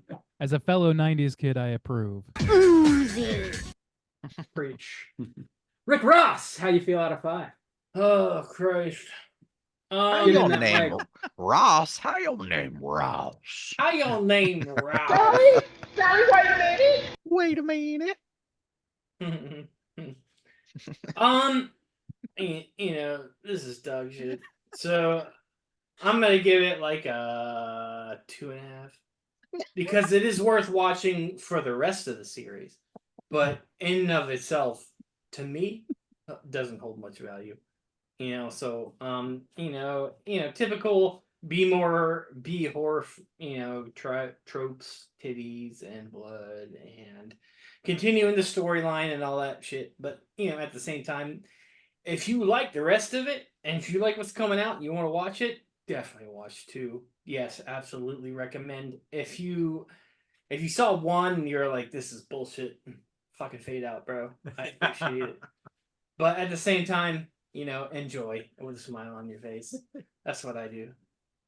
Hell yeah. 2.5. fun. Randy. Randy, how do you feel? Yeah, I mean, I don't disagree with that generally. Like, I think that there's something about this movie franchise in general. Like, I think about our review of Scream 6 and how I desperately wanted the new Scream sequel to just really lean into like being as big and ridiculous as possible as a sequel 6 movies in might be. And it really wasn't that. But what was that was Stab 6, which was featured in Scream 5, is like an aside joke with like chrome face Ghostface with the fucking flamethrower and shit. Like, I want that sequel, and like if you're gonna comment on horror sequels, I kind of want that. And that said, though, like I really love what we got. I had such a fun time. I have such a fun time with all of these movies, even the ones I don't like that much, even the ones I don't want to go back to as much. And it's what like, go ahead. What I wanted was the Alien Romulus version of Scream.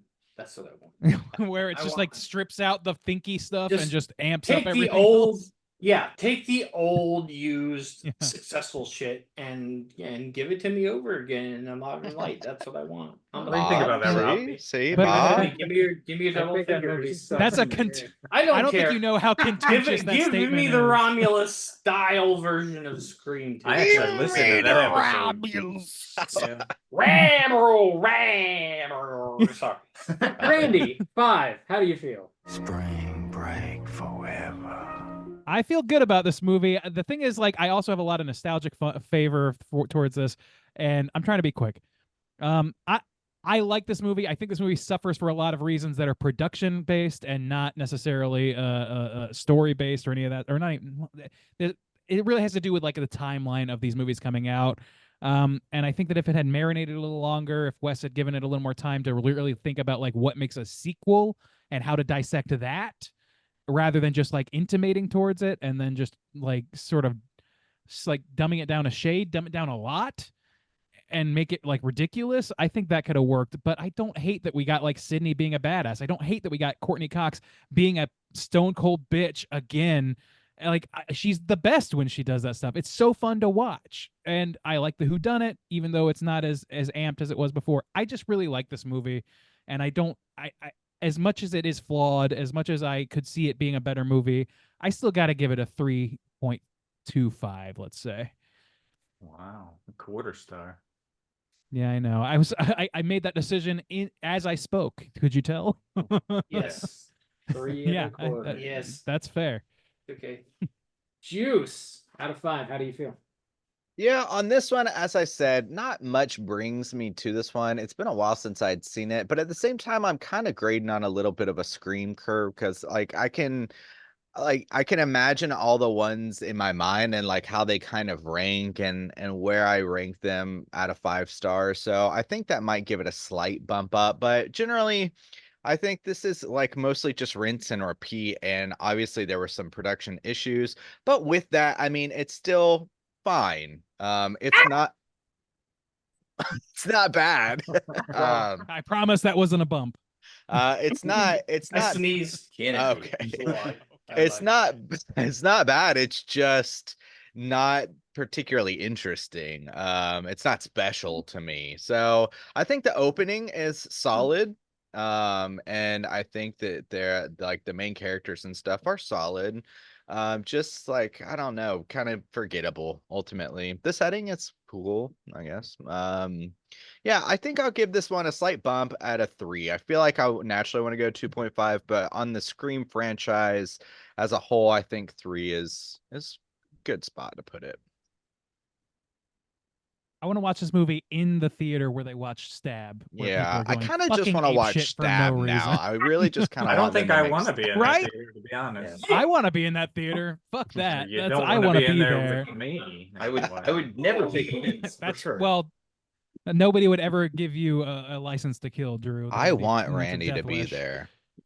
Damn. I Damn. feel bad coming back for an anniversary episode and giving a 1.5, but Oh, yeah. Scream movies suck. It's not your fault. Oh God. We want your Drew, honesty. Drew, you've always Fuck been you. you've always been the guy to bring us down to earth. Yeah. So I'm pretty sure I was the first zero. I'm not gonna. I think That's That- Ghost of Mars. Ghost of Mars. Ghost of Mars. I was there. Yeah. Yeah, that's true. That's I, not right. Who directed that I again? apologized for that one. John Carpenter. Terrible. I the don't know. classics. I'm definitely warmer on this one than a lot of you guys. Oh yeah, Bob, out of 5. I Good. forgot. Yes. Yeah, right. Oh, Sit Rob, there. you have an opinion? Sit Oh, with shit. Brad. Sit with Hey. Brad on this one. You're a wise man. You're a wise man and a good man. I don't care what they say about you. Which is a Think you're lot. talking to me? But He's thank- talking to all 3 of us. Yeah. No, He's not focused on any Just one Bob. person, so you could just No, take it as yeah, whoever exactly. you want. No focus. He's looking at a picture on the wall. The eyes are very glazed. One of you are not a good man. I'll Wherever let the you know. pleasure, wherever the I've left you a wherever my series of pleasure clues. goes, my dick goes. So you know, I- Bob is there. I like this movie. It's definitely like I think you can watch it as like totally just a fun popcorn flick, whatever, fun slasher flick, and it works as that. And I definitely have a bit of nostalgia with this movie, with the series, just kind of in general. I think that it's, I think I mentioned this when we reviewed the original Scream movie. Like, to make a really good Scream flick, it has to first work as a good slasher. Second to that, it's got to have the slasher like meta commentary happening, and then it also has to have a bit of like social commentary happening. And I think this has all of those to like, I guess, varying degrees. The slasher element probably feels the most rinse and repeat. You know, they're not in high school, they're in college, and like it's basically the same thing. For some reason, like all the press and all the police like go to the college, and they have like the chief of police is there holding a press conference at the college for some reason. It's, I don't know, it does feel like very, very similar to college waiver wire and like all the QB They got a coming waiver up next wire. weekend. Yeah. But I think there's some cool set pieces as well, like the cop car I mentioned, the recording studio. The intro is potentially my favorite of the series. The like conclusion is okay. It's like, I don't know, maybe somewhere in the middle. So it's got some cool like slasher elements happening. I think it's got the meta commentary to like a moderate degree. Most of the stuff they comment on like sort of reflects in the movie, but like it's when it comes to like it being a sequel, that shit doesn't really totally come to fruition. I think the social commentary stuff is there too. They sort of continue on with the conversation of like, does violent media actually influence violence in real life and violence like amongst people? And like Mickey's character towards the end takes that idea and plans to use it totally as a scapegoat to exonerate himself. And I think that's an interesting idea to sort of highlight, like, are people really that malleable? Like, do you just not have any sort of agency? You watch a movie and all of a sudden you're a psycho killer? Like, it just like, Can I chime in drives on that? point? Yeah, totally. Yeah. No. Yeah, no, I mean, I think that's fair, except maybe I'm just misremembering, but I feel like that's more or less exactly what Stu and Skeet had in mind also, was they were going to blame the movies. Yeah, Right? maybe. Like, That's so meta. Blame That's the what- audience. It's their fault. he's like, oh, see, the difference for me is I'm gonna blame the movies, and then we're gonna have a court. I want to get caught so that we go to court, and I can blame the movies. I don't. But isn't that remember just him how they were getting saying- out of trouble? I don't or am remember I him crazy? saying that exactly. No, I mean, because they were crazy. framing her dad. They were That's framing right. They were the framing the dad. dad, yeah. He does, That's right. he- Okay. Crazy. He does say, All right. like, you know, psycho or movies don't create psychos, movies make psychos more creative.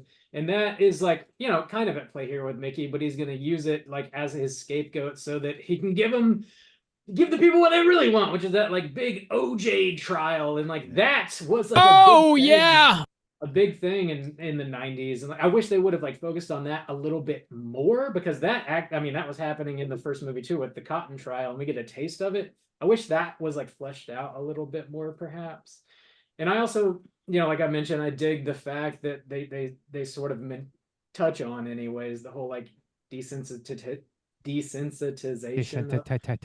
Yeah, you know what I'm getting at. Wrap it up. You know what I'm getting at. They got I that think desensitity going. these titties are desensitized. With the opening scene, wait, there's some commentary. I'm done. It's a 3.5. I'm with you, boy, Brad. Aggregate All right. 2.9 on this one. It's a 3.5. These titties are desensitized. Pick them up now at your local Mama. whatever. I don't really mean this. So Mama. don't write it down. Okay. This is plus 0.5 for mentioning The Empire Strikes Back. Sentimental hogwash. Yeah. I'm writing it down. Okay, that's a 2.9 aggregate. Drew, you said you had something you wanted to like I do. to hand out or Before we go on to something else, Okay. Do it. Lay it on I us. didn't want to This is where we get overshadow murdered. Scream Ready to with accept. a better movie, but I brought a drink for Deposit it. everyone. Deposit it, He's got please. a bunch of You don't have to drink this. Are you waiting to receive my Talking to you, penis? Ross. Here you go, Ross. he's but- got a cooler I'm gonna leave you. The souvenir. organs. This Oh my is gosh. Brad, tell me what it is. I'm with the audience. I can't. This is I called- don't. Oh yeah, I'm looking at mine. I'm looking at mine right now. It's Oh, great. Here you go. This is a I didn't know Blake's hard From- cider Black Phillip. The flavor. best movie Oh, ever reviewed on yes. Straight Chilling Podcast. So I remember Blake's that. Hard Cider. The Vinci. The movie. Black Phillip Hard Black Cider. Phil, hell yeah. He did leave Go- review Jaws, right? It's hard. Dude, I The just Witch. want to live deliciously. Yes, I don't on the disagree, can, but it I just wanna actually put says, I want to put Drew at odds with himself. "Wouldst thou like to live deliciously?" It's Dude. right here Ooh, on the can. shit. Actually, one of my Must be stopped at every opportunity. one of the things that Very lives in my nice, right now. memory from this podcast, one of my kind of favorite moments is, Drew always being kind of salty on some horror movies, but watching The Witch and it totally like blowing his nuts. He'd like never Yeah. had seen it before, and it became It's one true. of his favorite movies. Like immediately, To he's this like, day. that was fucking amazing. To this That movie day, fucking rules. I could not believe It's how a very much good I like movie. that movie, and to this day, it is one of the best movies I've ever seen. There you go. Oh, yeah. the dream power, man. It's Straight. actually a really good cider too. Oh, cool. All right, I guess I'm gonna pop It it. tastes Yes, like it's butter delicious. and bloody Oh. tits. When are you guys Ah, gonna be here bring the next? curly Because- cow. I'm sorry, what? Jesus when are you guys gonna Christ, be here next? I Bob. got 2 more cans for you here. 2029. Okay. 2069. I don't be- think Ross would remember. Put if it we in buried cold it in storage him for right now, us. So you can just push this away. We Leave it with the top men. You know what you should do? You should put it on Bob's shelf, and you'll know it'll never be touched. That's what you need to That's do. true. Yeah, nobody will ever open that. Just like, did you guys know? Where did Bob go wrong? Were he and his friends sifting way too long through those Blu-ray bins? And it gets worse, he'll have no jet ski, wasting all his dough on those DVDs. 500. Dude, I gotta take a screenshot and send it to you guys because the Ross is standing in between Drew and Brad, but when he first stood there, dude, can you see it, Randy? Their arms make it look like he's got weird legs. What? No, I don't know what the fuck you're talking about. Drew Yeah. and Brad's arms make it look like Rickety has He's weird ragdoll. legs. Like, can you see Jesus the where Christ. their arms? Oh, I see This it right might there, be right the there, first- Yeah, right there, right there, Oh, right here. there. I was like, This what must is be the wrong first with his legs? Visual only Yeah. episode of this I show. was like, what is he doing with his legs? And it was their Jesus arms. A delight to the senses, isn't it, my friend? Okay. Okay, well, Right. Yeah, we're okay. we are great. We are so good. Absolutely. Oh, hey, Oh let's my go God. ahead and get into our Rotten Tomatoes segment. All right, let's do that. Mm. There we go. Certified fresh to death. All right, ladies and gentlemen, this is the Rotten Tomatoes segment in which I'm going to have these gentlemen guess within the best of their abilities what the aggregate positive score is for Scream 2 on RottenTomatoes.com. Now, there are 85, only 85 critic reviews. We're going to do critics and users as always. There are only 85 to count for in the critics category. So we're starting with the critics. And I think I'm going to start with some of our esteemed old friends here and guests. Let's start with Drew. Drew, what do you think out of those 85 reviews, what percentage would you wager are positive reviews? 68. 68? You're not going to go for the comedy number? What are you, a heretic? What the fuck? No. No. Jesus. You get off on being withholding. You're like Lucille Bluth. Damn. All Let right. somebody else do it. Give me that extra All digit. right. All right. Brad, how about you? Trying to think of a good random number to guess. So if I can 72. 72 percentile. Yeah, All it's right. 69 Bowl. still out there. Yeah. All right. Ross, what are you gonna do for your critics reviews? 85 reviews. What percentage are positive? I think I'm gonna surprise everyone. I'm gonna say 68. We are no. Let me That back is a up. surprise because it's already been guessed. Let me back that up. I'm gonna say All right. 69. 69. Well, Yeah, hold that on one was- second. Okay. Yeah, see, thank you. Thank you, Jews. That digit makes a fuckload of difference. I used All right. that word on purpose. Because of the 69.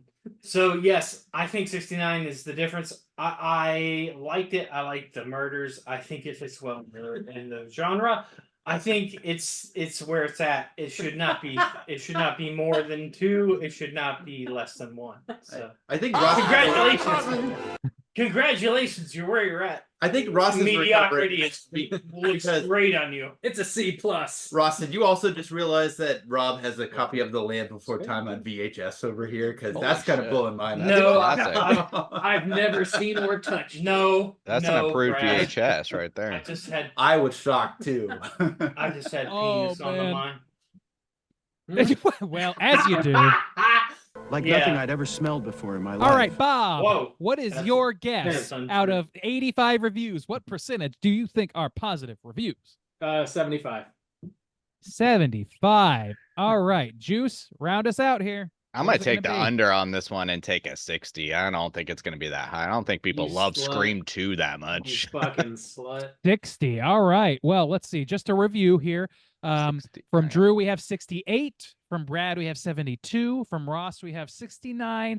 From Bob, we have 75. And from Juice, we have 60. Now, I'm going to tell you the correct guess is only 6 percentage points away from the correct answer. And that correct Justin. answer is 81%. Bob's going to take this one. It is a Hey! certified banger, the- according to Rotten That's a Tomatoes. hell skeet, brother. What Whoosh. the fuck? 81. That is yes, come with me. that is Oh, we one of the can more curse? shocking scores we've gotten in a while. Oh yeah. If I you're don't- brave enough. Oh my! I don't know. Is it more shocking than You're a a pussy. second 68? I think I don't trust Rotten Tomatoes Come reviewing movies that were out before Rotten That's Tomatoes. Well, Rotten Wild. Tomatoes. Rotten You're Tomatoes does not review anything. In fairness, Well, it is just I know, well, aggregating. pussies can't. I mean, the people that Yeah, are I don't- reported on Rotten Tomatoes. It's an older movie, and you're right. Like, there's sort of like a rose tinted glasses with older movies that are of some reputation, and I think this one kind of is. Like, it's got its fans, it's got its cult following, so Hell maybe yeah. that accounts for the extra bonus points. But even we didn't account for any of that, so I mean, true. clearly It's it was true. more than we expected. I thought Justin won. I was convinced. What? Me too. Your ice cream bro. Me sandwiches too. are There's, delicious. there's still time. I always think I'm There's still time. I've seen I Those Saw the TV Korean Club. All right. ice cream is special, dude. Yes. Yes. Speak English, Doc. We ain't scientists. Back to you, All Randy. right. All right. Let's do the critic score now, which is now referred to as the poopometer or the popcometer or popcornometer or whatever the fuck they want to call it now. Cornhole. Whatever, bro. The cornhole-ometer. Yeah. All right. We're going to go in reverse order this time, starting with Juice. Juice, what do you think that the 250,000 plus ratings aggregate to in terms of positive reviews? I mean, I think I'll just double down on the 60. I don't know. I don't know. I just don't think it's that high. How many Ross stains? does not approve. How many stains, Justin? God damn it. 60. Which one of y'all dead motherfuckers just said that shit? All right, Take Bob. yourself seriously. I take you seriously. Well, thank you. I appreciate that. That's sweet. Bob, how about you? Are you going to be able to talk? Are you? You know, I'm gonna come in higher, I think. The critics are fucking yeah, users are gonna be below the critics. I'll take 72, please. 72. All right. I believe next, Ross, here's your chance. What are you giving? What do you think that those 250,000 plus user ratings aggregate to in terms of positive reviews? I had to mute myself, so I need to report with my bowels. 2 different versions of them. They're short and long. Science, I don't expect you to understand. I'm feeling woozy here. Whatever that was. 7. Okay. All right. In terms of performance and overall maturity, I'll give it a 75, and then in terms of enjoyment, I'll give it a 80 because No. I fear you've slutty. misunderstood the question, Ah! my guy. No. That's the answer. No. No, Fuck no. off. There's That's one the answer, not that's two. Give that's me all one there is. number. That's the only. Call it a answer. 77. All right. That's the We'll only call it a answer. 77. Sure. Yeah, You gotta that's round up to 78. beautiful. You gotta So round up. tasty. That's the only All right. answer DC is getting tonight. Hey. Fuck you. Brad, how about Fuck you? Where me. you going with those 250,000 plus ratings? Well, I had a number, and then Rob took my number, and then Ross started talking. So it's like I can't think of the number. There's a lot of numbers. Just pick one. You're fucked. I assure you, the stakes are low. Oh, thank God. Well, then, In his then that corner. number will also They're be very low. high in my corner. I'm gonna go 65. Sounds like a 65. Ross man Good, to 65. me. I'm going that. All right, Drew, bring us home. Where are you going to take it? We've just for a Goodbye, review. Washington. You lost.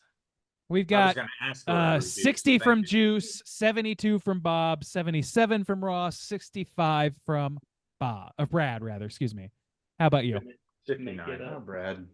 Was that 59. I'm gonna try to steal this one 59. from Justin. all right? 59. Well, gentlemen, some easy math at I play knew here. I Real didn't easy like math. you.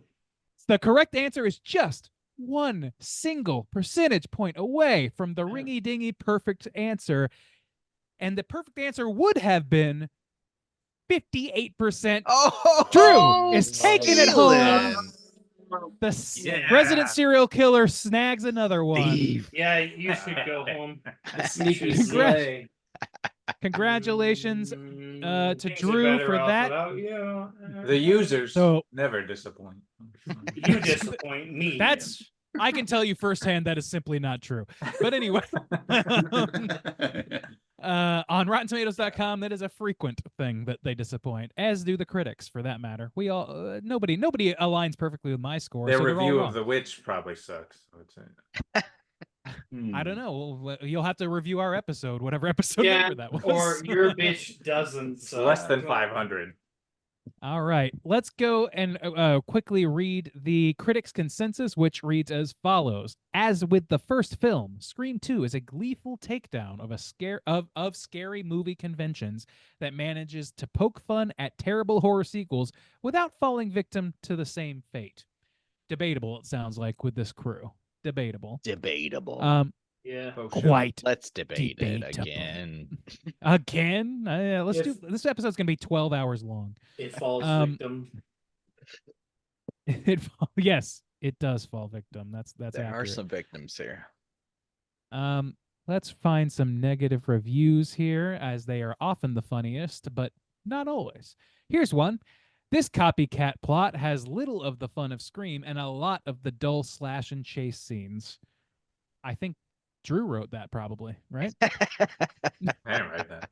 I didn't like No. Scream, so Didn't his Oh, handwriting, you're so- right. You're right. I'm sorry. I misattributed a love of a great movie to you. I apologize. there you go. We'll read one more and then we'll move on. At least the movie within a movie angle and the creative liberties taken with details in Gale's book are somewhat clever. Fuck that. somebody- I'm gonna go with Ross on this one. Fuck that. I'm Oh, surprised man. that was Yeah, a that's- negative that's review. It not- sounded that- pretty positive. That's not true. But whatever. It's yeah, not. okay. It is not. It's 4 out of 10 that review. So Wow. Yep. it's saying that at least the movie within the movie and the book within the movie, which we hear almost nothing about, are somewhat clever. And I don't have any idea what makes him think that Gale's book is clever of all things. Somebody but you know, imagined a whole lot. Was that Armand yeah, White somebody's that wrote got- that one? Hole upon No. hole of disappointment. no, Armand probably did give it a negative review, but it was probably something like poop, and that was it. So I Damn. assume. Yeah. All right. That's it for Rotten Tomatoes segment. Bob, what's our trivia looking like? We're gonna blow Got by some? trivia. And We're gonna just, blow by trivia. Yeah, we're doing Cooter of the Week. Let's get into it. Now, the first thing blown on this episode.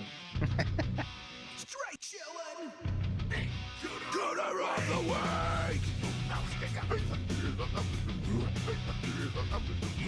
God. Juice, what is a Cooter and why do we hunt them? Oh, Cooter's character type in a straight chillin' exclusive. Cooter has to hit 3 of these 5 points to be considered a Cooter, but we want the Cooter with the most points. Boys, let's all run them down together. What are the 5 points of Cooterdom? Do we know? Ooh, I think we should Fire. defer to Ross on this one. Ross, Ross, say all 5. All 5 of them.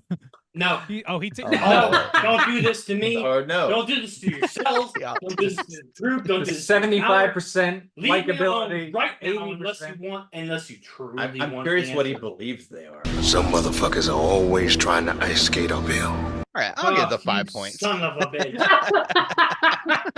Hey, Juice, Yeah. what are the 5 points of cooterdom? Sexual deviancy, Happy now. manipulation, All right, smug now that I arrogance, got that out.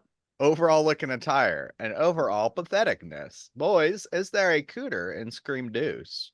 Yes. Yes. Ooh. Who, Absolutely. Drew? You seem Go, boys. Go, boys. It is Omar Go, Epps. team. I've Omar done the Epps, opening okay. He is Shocking. the cooter. Go, team. Go. Tell me Explain. more. Tell me Please. more. Yeah. He's I trust you. talking about taking the girl back to his house to do some shit with her.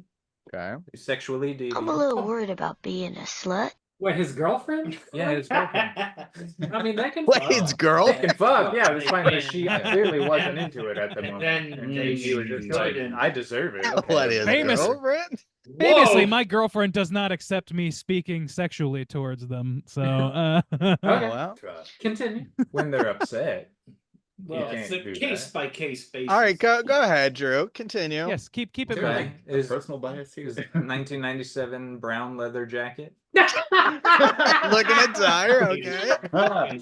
Brown leather jacket. Okay. I've guess never. that, I haven't you seen. know, You're right. I haven't seen a leather jacket in brown since the. No. 90s. Indiana Jones is not a What an- part of this selection. I like to Yeah. think that Drew crosses the street when somebody in a brown leather. Dude, I actually want to drives stop by. tracking your. What else? I forget what the Future other 3 fiancé. points are. Manipulation, smug arrogance. It was definitely Patheticness. Smug, Narcissism. smug as shit. Okay. Super smug. I agree. More smug All than right. any of either of the You are? killers. Oh, okay. Manipulation. Manipulation. That's a good. That's a. Patheticness. I don't And think so. That's kind of a patheticness. big one too. it's And tough, patheticness. Maybe, I don't know. To me, like I don't. I maybe don't his see some sexual of that. deviance is pathetic. With his girlfriend. I think that Well, making it is. passes at your girlfriend With his is upset socially girlfriend. acceptable. We're all on that His girlfriend is shelf. upset because she's not watching a Sandra Bullock movie. That's not a. That's Yeah. not a. And He then does at one point We're offer all to go in the watch the sequel. Sandra Bullock movie. This least cooter moment. You've Yeah. offended most of the He people. in gives this her group. money does- for concessions. He Yeah, jumps out and that's nice. scares her. He Reluctantly. does, yeah. Which is Manipulation. she was being a cooter She's in that moment. manipulating Yeah, her she was- feelings. She's like, I got into money, but being I scared. asked for your money. Demanding money. Yeah. Yeah. It's. You know what's pathetic is his choice to wear that brown jacket. That's Oh, pathetic. hell yeah. That's There we go. certainly. 5. That's 5. yeah, Carhartt. I just see a guy with a You brown just got jacket all and I go, five. "You little He He lost in the nerd. first Jacket. 5 minutes of the You movie. little You really shit, are just a mud-stained pathetic piece asshole. of shit. You I lick don't my know. heel, worm." You brought your okay. girlfriend to a movie wearing a jacket. You The piece of the shit. attire was a stretch. The the other 4 points nailed it. He's a cooter. Drew, Okay. you have a brown jacket. I'm pretty sure. I guess your Carhartt jacket smells like hot dogs. Oh, Drew. Drew said How only about- wears black jackets or else. I think of the Uh, killers, Mickey is probably the closest to the cooter, I would say. Yeah, I think it's pathetic to ape a couple of high school students Yeah. and murdering people. I think it's just generally kind of pathetic. And his whole thing is Uh, manipulation to blame it on the movies. So you got Right. that. Smug arrogance. He's talking about putting Bob Dole on the stand. Like, you have to be psychotic to think that shit's happening. Bob Dole, so timely. Sexual. Yeah, yeah. no shit. Looking attire, no sexual normal. deviance, You know- I don't think. Yeah, I don't. And think looking so. attire is pretty normal. So Somebody got But that's elected. in 3. 2016. So Omar Epps. His face is Is gross. that what we wanted? Okay. No, you guys are right. You guys was are there right. anybody else though? There wasn't really anybody else who stood out to me. What about Miss Randy's a little Loomis? pathetic. Miss Okay, Loomis. sorry, Rob. You go ahead, Miss Loomis. Yeah, Lori so Metcalf. She's manipulating Mickey and literally everybody around her. Mm. Yeah. Her attire, apparently she had some plastic surgery, I guess. I don't know if you want to count that. It's or called a not. To, like, makeover, Rob. Bob, You that's should look at okay. yourself. That's okay. Nobody But it's said just anything like- about no, plastic. no. surgery. We've all No, had no, some no. work done. That was okay? never brought up. Fuck was- off, Rob. Makeover. I had my asshole tightened 3 times. It's totally fine. You got the tightest ass in town, motherfucker. I know it's a snare drum in that bitch. Yeah. Um, Oh, we got a pull string on this a-hole. We got a pull string on the G hole here. We certainly just give it a sexually good deviant. tug and it tightens up the whole body. G-hole. I think she had work Oh done to my God. manipulate people, is what it sounds like. Sexual Yeah. deviance, not really. I think patheticness, like I don't know, she Yes, became high a, rating. a psychotic person because her psychotic kid got killed. So she like Well, and because her fucking husband cheated on her, and Yeah. because her son was a psycho who tried to kill a bunch of people and was caught red-handed and murdered because of it in the course of his quote unquote duties, and she's like, "You Or all- murdered my son." Okay. Like Okay. Her- If it weren't for them, who would care? Oh, okay. Her Who jacket gives a was shit? If it or- weren't for their crazy ass shit, who cares? I think your mic's fucked up again. dude. Oh no. It's been I since hadn't day one. considered It's like that. part of the character. We're all just Oh. one bad day away, boys. That's what Miss Loomis taught us. Yeah. I do like that she's like, my motive is very simple. It's just revenge. You killed my son. I like that moment, but it's very pathetic that you're like, yo, like it's like if like one of the people whose kids committed like a school shooting or something started killing people. It's like, what the fuck is the Christ. matter with you? Like, Yes. Jesus Christ, get your shit together. No wonder Yeah. your kid was fucked up. And obviously that hasn't happened. I'm not casting aspersions. Where's but Peter Dinklage? I mean, like, where are you at, dude? Where is Peter I think he Dinklage should be right in now. every movie, personally. But Yes. Aw. I think it was teenager when this movie came out. Russ, but- can you lean into your microphone and not scream? well, everyone in this movie is a teenager, Right. unless Nobody they're would ever 30 guess and pretending Peter to be a Dinklage was teenager. the character. Except the He was mother. I killer. can't tell if I need to fix it or if it's just you. Dude, screaming. can you? Oh no! Okay. I Yes. So, okay. Mrs. 3, Loomis. What 2, else is left 1. for Mrs. Loomis? Sexual deviancy. No, Does I that think she make got you feel better? 3. Here I am, Thank you. Bob. Yeah, Loomis is at least 3.5. That's gotta be Yeah, the cooter. I think. We got the I think we got the cooter. You guys need to Okay. rewatch the opening sequence. Yep. Omar Epps is definitely. That the cooter. Jack- Dude, I I do don't know how piss you me turn on off. Omar and not Jada Pinkett. Jada Pinkett is smug as Oh. fuck in that scene. She is annoying as shit. That's And, true. like, Annoying she, is like- not one of the 5. It's Oh, not. it's You're true, correct about Randy. that. Tell him. Oh, You're correct tell about him. that. You're correct about that. But I'm not saying she's the cooter. I'm Ric just saying like, I Flair! don't know how you side with Omar in that situation. Sorry. He was right. I think, yeah, I don't know. I sorry, don't. Drew. She's was very, good. very irritating. All right, we got our cooter, right? I Lock think him we up? got him. Jesus Yeah. Christ, we got him. I It's think like, we got. am I even here? Like, You are. oh, Yes. Who just spoke? Because this Yeah, Brad? it's you That's now. his hurt. Did Brad give any input? Congrats. to You're being a great cougar, cougar. no, I didn't. I'm sorry. I was kind of thinking Gale for a little Drew. bit. you're Okay. great. Oh, actually, that's Hit a us good with call, Gail. I Brad. want to hear about Gail. I mean, Gale is just like she is pathetic. Like she sells the whole story from the first one, even though she was almost murdered multiple times. That's fair. Yeah. I think like She just shits on Dewey hard. shits Well, it's on her Dewey story hard. then, though. I To some degree. that's why I didn't say it. Like I feel like Right. there's some breadcrumbs you can follow with Gale. Like she always has this like overly kind of like exaggerated like dress too. Like She blindsides Sydney. With It's a blindside Sydney. Important to the character. Well, it's her story, but she also manipulates the facts. She She manipulates. does. She does. lots She's of looking But out she for number also one. exonerates She a is. guy in the first movie. I guess that's the first movie. And though. I she don't wanna manipulates qualify anything from Sydney. the first movie. She does, Yeah. yeah. It's more I like would say okay. that. Go ahead. I'm Go sorry. ahead, Randy. No. You go ahead. You got it. I was just gonna say, so I think the killer is always the easy, like, okay, Yeah. this is somebody who's probably a cooter. Yeah, they murder people. Gale, though, it's subtle. So I think there's some subtle breadcrumbs that you could follow that are like, yeah, I don't really like this bitch. I think that's a is- good yeah. call. I think that's fair I'm because not like a gonna lie. cooter. I'm willing to change It my is, answer and here. Oh, I don't I mean haven't- to like. Kobe from downtown. I Wow. don't mean to totally shit on Gail, but her hair situation in this movie is not terrible. But in part 3, it gets a It's little terrible. fucked So We is that up. when she has the can't bangs, qualify or is that part too? 1 or 3. Okay. We The can't banks, do yeah, that. that's fucking terrible. Yeah, That was a think that was a classic hate crime crash in against 4 and white beyond. women. Oh. I think her hair's fine That- in this one. No, Yeah, in this it one is. it's fine. It's She looks fine. hot as fuck. And this is the best she's looked in the Right? franchise Actually, to yeah, me. that's probably the Probably, best yeah. she's looked. Hide the Okay. boner if you can. No, Whoa. Courtney Cox. I mean, Jesus Christ, what's wrong with you guys?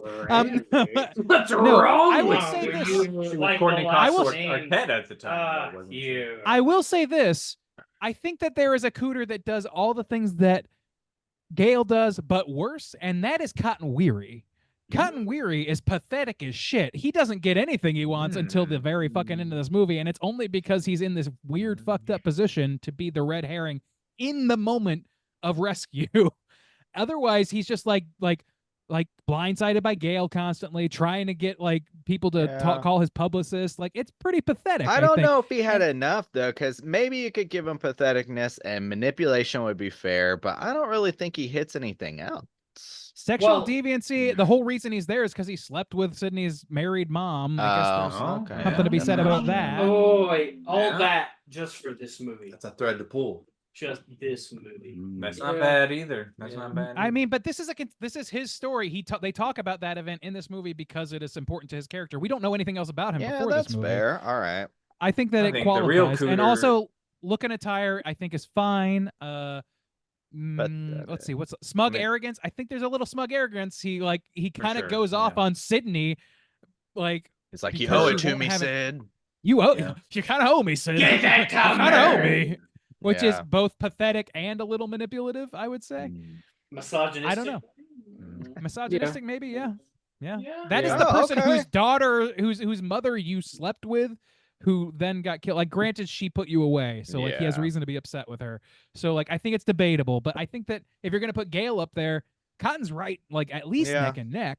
I don't disagree. That's fair. Yeah. Plus, Good does he wear a calls. turtleneck, like a black turtleneck? All three of us Fuck that make shit. good points. Yeah. Three. Yeah. All, Don't say all that. three of the people on this podcast. Don't say that. There are all three of the- people making The suggestions made for Cooter. There are three I'll let people you making figure out salient which one points. Speak English, Doc. We ain't scientists. Boys, Who there's the- All right. there's Who the one fuck is the Cooter of the week? there's one host representing each Scream movie here tonight, so I'll let you figure What? out who rep. What are you? I want to be 4. Yeah.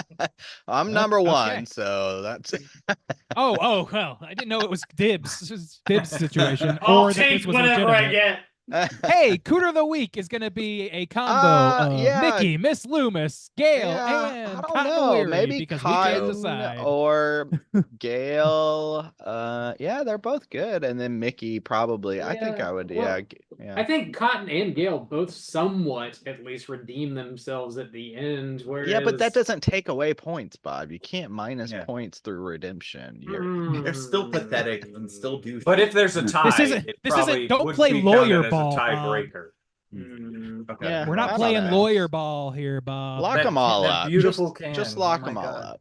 Just lock I'm them all saving up. mine. Lock them We away. got them We all. do it all the Just time. The whole everybody. You just Everybody's discussed- Twitter. We got them all. Yeah, there we go. I mean, I Yeah. guess I do say Souvenir. we want the Cooter with the most points, but You I do mean, you know, every at this time, point, but fuck it. It doesn't It's a matter. game We of got 'em inches all. here. Butt fuck. And We got 'em. yeah, we got. So I think we nailed this segment. I Can mean, we've say? been hunting Cooters for 10 years, so I We've think we could never- have passed. We've Never done it No. better.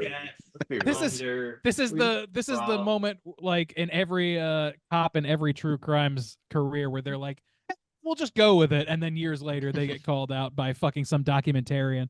Anyway, We got it. we got. Just throw a dart at the dartboard. Oh, man. You'll find one. If I have any more fun today, I don't think I'm going to be able to take it. I can't take it. Hmm. Bitch. All right. All right. We got a fucking Cooter of the Week. Boys, thank you guys so much for returning for episode 500, re-reviewing the movie that we kicked this whole fucking podcast off with. It's been 10 years, boys. Uh, Whoa. You're welcome. Thank More you. than that. It Was it- reminds me of a time that is past, a simpler time, yes. Was a simpler it- time. Precisely as you Indeed. remembered. The show or the Yeah, movie? the The experience Experience? Oh. of No, recording this. no, it was podcast. not. Oh, Not quite. Maybe. Ross, you'd have to remember it first. yeah. Right. I do. Okay. We're missing a key ingredient. I don't think That's his mic true. is That's turned very on. true. Does I remember anybody getting yelled remember at a lot, so like this isn't kind that of far off, honestly. It's not. Yeah. Yeah. Sorry to What was bring that, it Drew? but Jack's not here, who's my twin brother who died 2 years Yeah. ago. So yeah, that's right. he's gone. So that was a big deal for me, at least in terms of that. But at the same time, he put in front of us to have fun and enjoy, and which we're doing right now. So fuck it, like we're having Yeah. a great time. That's so in that This alone, show. we're celebrating him. yeah. So Hell yeah. Hey, that's Raise- him, so fuck it, we're having a great time. So yeah. I love you guys. Ross- I love the audience. Y'all have a great time. Y'all enjoy, and I love you guys. Yeah. Oh, that's a. I thought you were perfect gonna send sign. us off there, and see you I next thought you week. were too. Yeah. Also, like, Who's yeah, talking? like, I don't remember who this is. Jack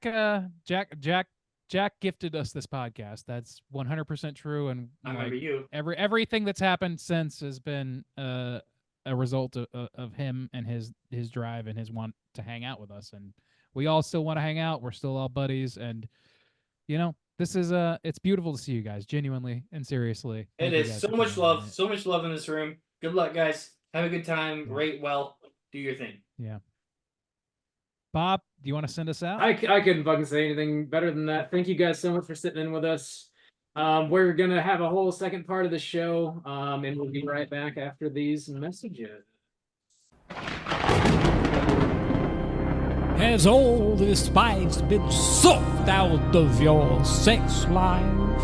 Would you like to indulge in scenes of the flesh with centuries of sensuality? Then jog your hog down to Straight Cheeling's Sexy Time Emporium and Goth Sex Nightclub, located at 6969 Bram Stroken Boulevard.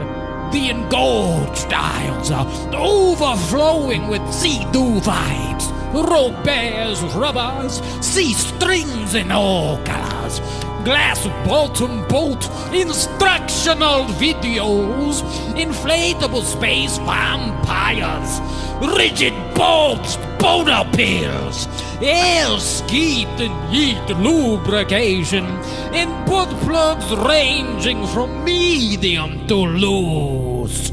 Hugh Janus gives it 2 raging thumbs up. The Straight Cheeling Sexy Time Emporium is now a proud sponsor of the annual Dillard's Dick Down. Gain free entry with every purchase. Now clean that peen and get ready to scream at the Straight Cheeling Sexy Time Emporium and Goth Sex Nightclub. You thought you were hard with a Straight Cheeling crew before, and now you really are. Now look at sexy Dracula's feet, you pieces of shit.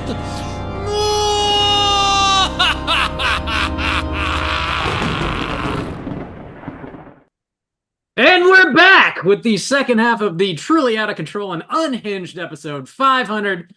Thanks again to Ross, Brad, and Drew for sitting in with us, and thanks to our brand new sponsors, Straight Chilling, Sexy Time Emporium, and Goth Sex Nightclub. Jog your hog down there. Boys, welcome back on this second half of the show. It's just Ray and Deezy, Soju, and myself talking all things horror from the past decade. Some motherfuckers are always trying to ice skate uphill. That's what we've been doing. We can't stop. We've been talking about horror for 10 fucking years, 2014 to 2024, and we wanted to have sort of a roundtable discussion for the back half of episode 500, just about how the state of horror has progressed over those 10 years, from studios to trends, streaming, how COVID affect the game for basically everybody, and, succinctly just sort of wrap up and summarize 10 entire years of horror filmmaking, in about an hour. No big deal. No big deal. That's an easy task for us. Oh, yeah, the experts. We do that every day. Known for being so succinct. See, I can't even say it. I can't even say it. Are you sure you don't Bob, I gotta replace my Sea-Doo vibe, by the way. I gotta stop by the Emporium I'm on. You got a Blew the lifetime old one out. warranty, don't they? Man, you Right. really Motor's rode that just vibe not hard. strong enough, you know. God damn. I need something with a little torque. You know what I'm saying? Throw my ass around the room is what I need. God damn. Sexy Dracula. You got to look at his feet. The new Mithrigan model sounds pretty promising. God damn. Throw your ass around. Boys, 10 years of horror. Who would have thought we'd still be here? I thought I would be dead. I just meant on this podcast, not in general. Oh, I mean, well, yeah, me Yeah. too. We don't exist outside of this podcast anyways, so 10 years, That's boys. true. Whoa. We're just normal men. We're just normal men. in 2014, I feel like there was some interesting stuff happening, but there was like this, I kind of see it as the kind of ass end of the like spooky haunted house era of like, you know, the early 2000s, like 2000 to 2010 or whatever. It Well, you felt like mean, it was dominated by like haunted house movies. I don't You know, I had a feel like the hodgepodge. James Wan Vampires. stuff and like Vampires yeah, I too. think yeah. vampires is kind of the thing. Vampire Yeah. zombies, like Zombies. Yeah. I I kinda yeah, feel like those are maybe the big ones. found footage too was popping off. You know, Found it's a blend. footage, It's yeah. a Sure, blend yeah. of shit. That's and true. that and with that going away, the era of like torture porn. Yeah. Yeah, Platinum that's true. Dunes remakes. Right. So Mhm. like there The was a lot of gritty that stuff. just when this decade that we're talking about Mm. began. But I think that the Conjuring and the Blumhouse of it all really Yeah. turned the tide on that and started making it really haunted house stuff and not just in a Paranormal Activity way. Yeah. I feel that. Paranormal Activity came out in what 2000 or no, it was later than that, wasn't it? No, Paranormal Activity was like 2007, I want to say. 7. I'll look it up. We should. And yeah, that sounds about right. And then Insidious was like 2010. 09, okay. And then The Conjuring was 09. 2013, and that sort of feels like the cap of that. I don't know. And then like the beginning of something new, like right around the time we started this. Maybe I felt that way because we started this show and I started paying more attention, but it kind of feels that way. Blumhouse catching a lot of steam and like Yeah. A24 Like these- coming around. The Mhm. model of like give a creator some money and let them do their thing started becoming like a known model that worked, that got results for studios in a monetary way that they actually started paying attention to it finally, like as a method. Yeah. And it's Yeah. about the only genre at least that I'm aware of that started embracing that at that time to a point where it was successful and it was reliable. And now that like things are kind of collapsing a little bit on the big budget tentpole model, I think that it's taken up a new importance in the game. It's not just like a unique model like it was then. Back then we were like, Yeah. oh my God, thank God there's somebody like just giving some money to folks and letting them run loose. Well, I mean, Yeah. talking about giving money to folks, I mean, I'm just going to pop off a couple names here, and I think this all falls within, our 10-year range that we're talking about. But I mean, Robert Eggers, Mike Flanagan, Ari Aster, Adam Wingard, Jordan Peele, Yeah. I mean, all of their movies, I think, fall, even their first movies fall into this 10-year time period that we're talking about. Jordan Peele's Get Out came out 2017. Hereditary was also 2017. The Witch 2015, I believe. Yeah, sounds right. So I mean, some of the biggest names that we've got in horror today, I mean, all had their first films come out at that time. So and then too with Mike Flanagan kind of popping off with the kind of series, as well. Yeah.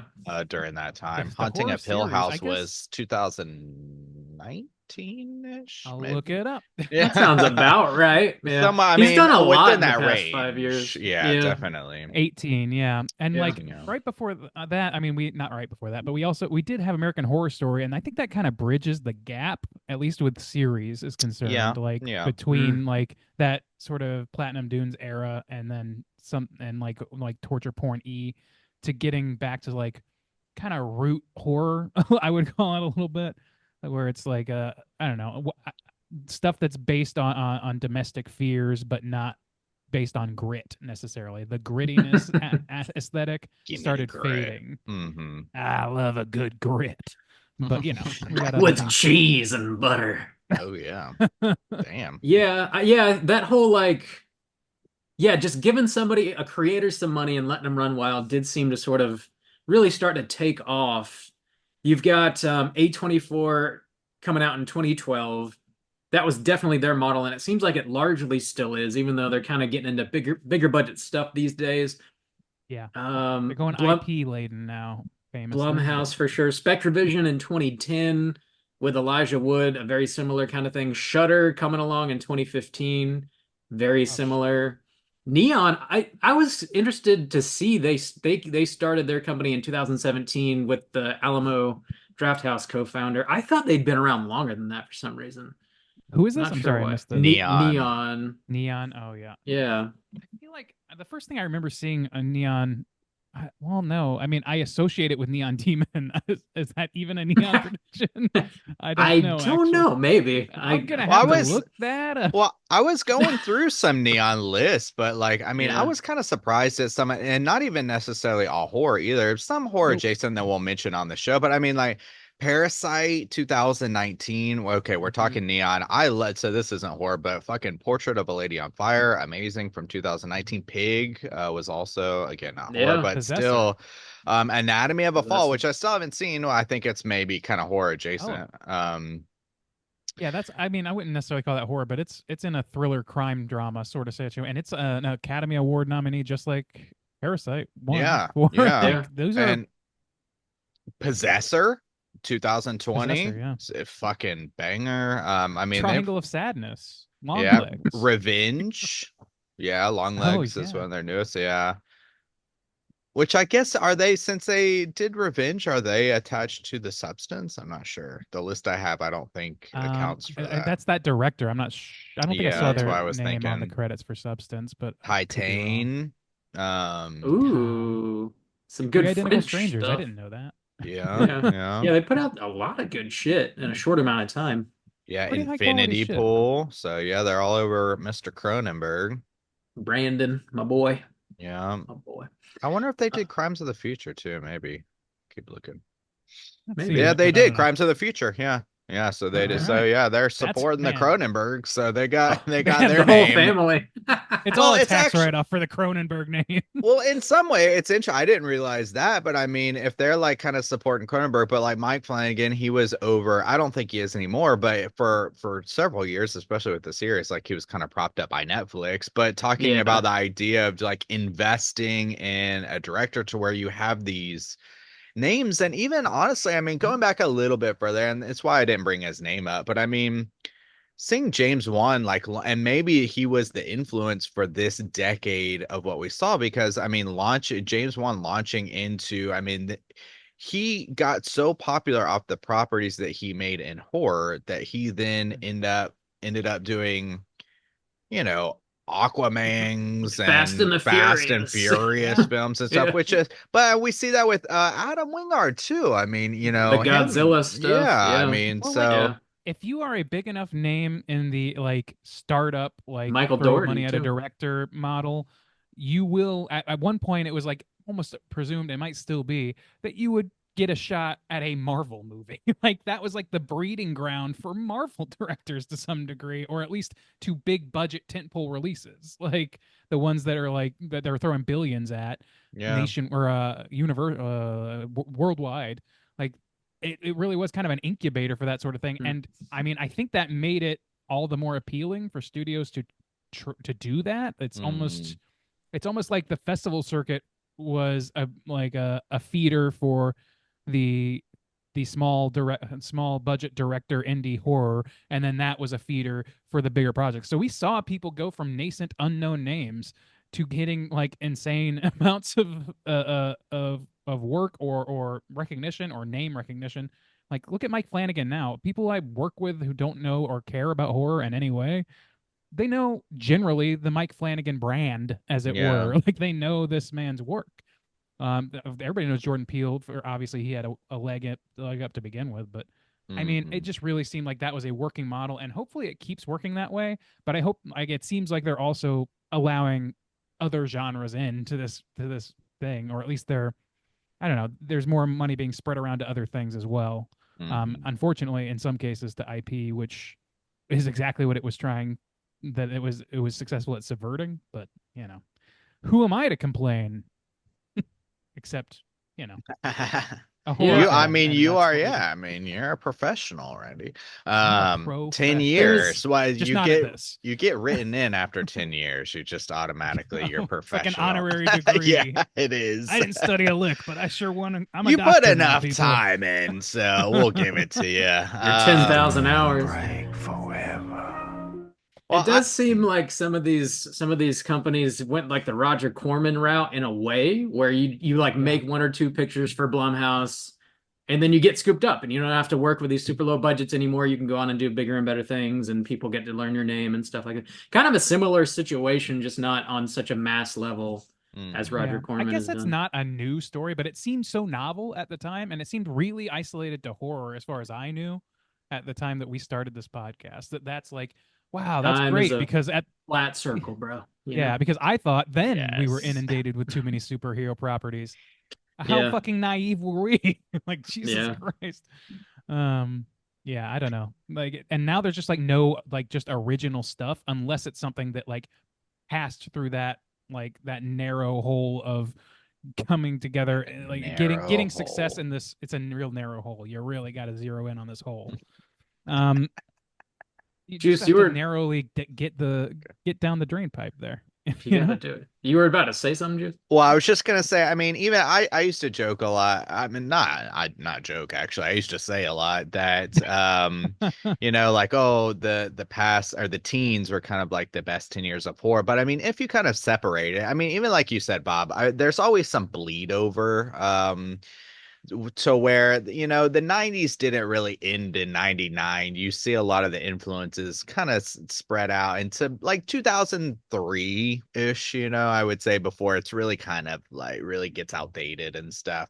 And so I think that same applies in this too. Like you start to see this transitions around 2009 2010, but I think like really it's interesting for us to talk about the 10 years that we've been covering it, because I think that more kind of closely represents the trends and maybe where they're maybe starting to fade now, or maybe the tides are turning a little bit. But I mean, I really do think that is like some of the best horror that has been created in some of like the past 100 years. So I mean, if you just take a look at like some of the horror films that came out, I mean, like, you know, I was mentioned some of the directors before, but some of their work, you know, like The Lighthouse, Hereditary, Midsummer, you know, Get Out. Elevated horror. Yeah, well, I mean, Tusk. not necessarily all Tusk. elevated Elevated. to us, but It Follows. You know, I think that was the winner of our what's our, maybe it was Hereditary. but it was Call those for two Blood. going, Blood. yeah. But I mean, Reference I think episode, whatever that is. yeah, our God, what was that game called? Bracket It of was Blood. like, yeah, Bracket Bracket of of Blood. Blood. Thank you. That We did did yeah. that We in did that, but it 5 was like years I saw that 5 years fucking- ago, yeah. Oh Yeah. I literally God. could see that bracket in my sleep. I worked so many hours trying to get those fucking graphics together. But no, I mean, I just think like The Wailing, you know, stuff like that. If you look at like judging at horror as like this kind of whole, and where some of the best modern horror films come from, I mean, I think they came from the past 10 years, in my opinion. You know, I mean, that's going to be subjective, of course, but I mean, Right. I really do think that there is like some things that are going to live on. You've got your Pearls and stuff I got my now. pearls. Yeah, I and clutch 'em. we got some recency bias too, but I mean, like, Yeah. not I don't think like if we go back to some of our number ones from the past like 5 to 6 years, are they all going to live on as classics? No, probably not. But I mean, I still think like Talk to Me is going to have its place in horror. Pearl, and you know, and definitely Hereditary, Lighthouse. I mean, some of those have already been Terrifier is around in there, now. baby. Yeah, Terrifier, we're not yeah. getting rid of Terrifier. No, you're not. That Godzilla is- Minus One, more recently, Godzilla, one of the yeah. best Just Godzilla Godzilla in movies. general was never like we. We Yeah, didn't it's invent the Godzilla. It's not going 2010s, anywhere but for sure. I don't know. There's something about that though. Like there is some recency bias, and definitely some things are going to taper off. But there's going to be a few like Psycho level movies from this era. I think Hereditary might be one. Like movies that would be I think so. worthy of dissection. And just if only in terms of their impact years down, there's a few Jawses in there. Fucking Get Out. Yeah. The Witch like maybe is not not going The anywhere. Witch, The like Witch, those yeah. are movies to be not just loved but studied, and Halloween because of their Ends. cultural impacts. Stand. Oh my god. Oh, yeah. That's an underrated gem, really. That is going to be the one the Nice. Utes are going to latch onto and like claim that we don't get it and some bullshit. Oh, So that they will don't have say its that about place. Curse They'll of be- Michael Myers, we- so sure. We don't get it. But We I mean, don't. really, if you look, I mean, like the kind of holy trinity of the modern horror directors, but I mean, just their Get Out, Get Out, Hereditary, and The Witch alone, just like those three tentpole horror films. I mean, those are huge, but I mean, all of Yeah. their follow-ups too, like have almost just as much weight, Us and Nope and Dude, and Nope is so good. Lighthouse and probably Nosferatu, which will drop by the end of this Beau is year, Afraid. Beau is well, Yeah. that's an outlier, but Wow. It Follows is a big John one, Carpenter and loves it. I'm curious to see the sequel come, which I think is supposed to come out next year, like 10 years after the original, only because David Robert Mitchell is directing it and Mike Monroe's coming back for it. It could be hot garbage because that movie doesn't need a sequel at all, but Right. I don't know. We'll see. that's definitely one I'm willing to give more grace to. Like there's a lot of films that come out these days, the trend, and we can talk about it now, but the trend of the legacy sequels and the go backs and the revisits. I mean, that's one that horror films have sequels all the time, and that's fine. And sometimes they're garbage, and sometimes they're good. And sometimes they're medium, and that's fine too. Yeah, we had a pretty medium year so far. I think that generally that's how we're feeling about like a lot of medium films. And yeah, I agree. That's not bad. I would much rather have a medium year than a down year. Every time. Yeah. And as far as like trends though, there's also this trend I'm noticing recently, like, and maybe it's been around for a while. I don't know.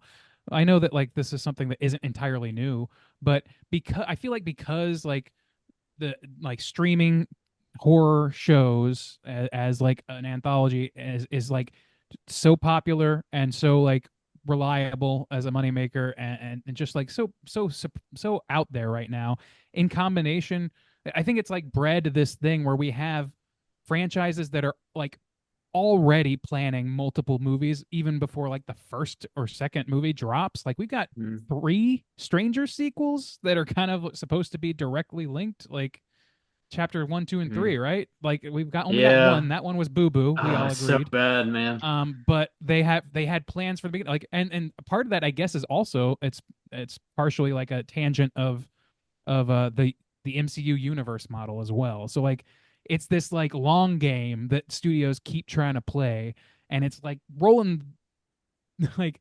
an infinite number of dice trying to get a Yahtzee. You know what I mean? Like I don't know. It's that's a bad metaphor, but it just doesn't necessarily make. It doesn't. It's a big risk. It's a big risk, almost as big of a risk as any tentpole movie. So it's like they're making the same mistakes in a new way.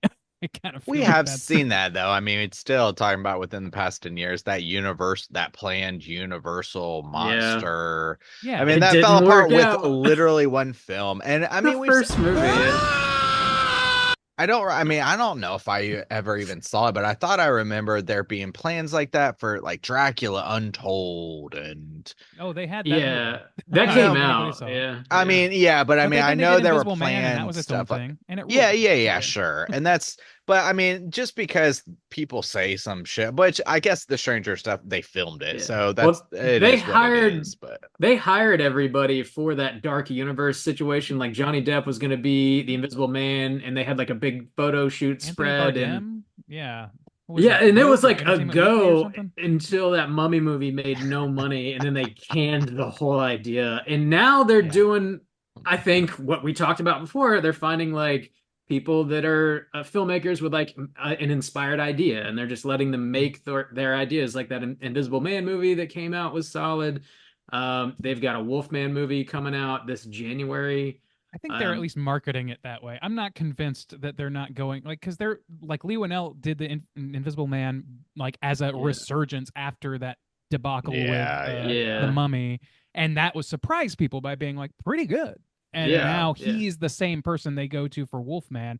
Yeah. So again, like they're still rolling safe bets on that scale. As and safe I as can't possible, totally blame them for business sense, but for art sense, it doesn't necessarily translate to the same success. They've got Maggie Gyllenhaal doing a Bride of Frankenstein movie as well. And that's right, I forgot about that.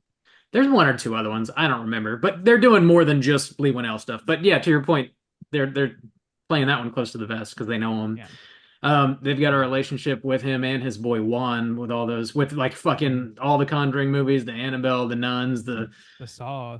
God, yeah, like, the Saw. He doesn't own Saw in and of himself. I don't think the way that he does with those other ones, right? I don't know. I'm sure he's getting paid for each sequel. Who knows how much, but Universal's in the game. They're making a lot of dumb decisions, some decent ones. I'm sorry. Though. I have to take a call. Sure. Yeah, man. Timestamp.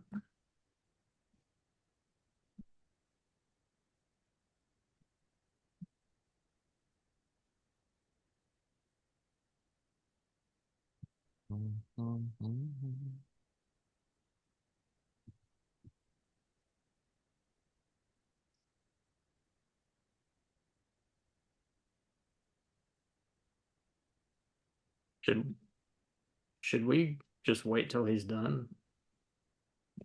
We can say how long he talks. Yeah, give him a minute.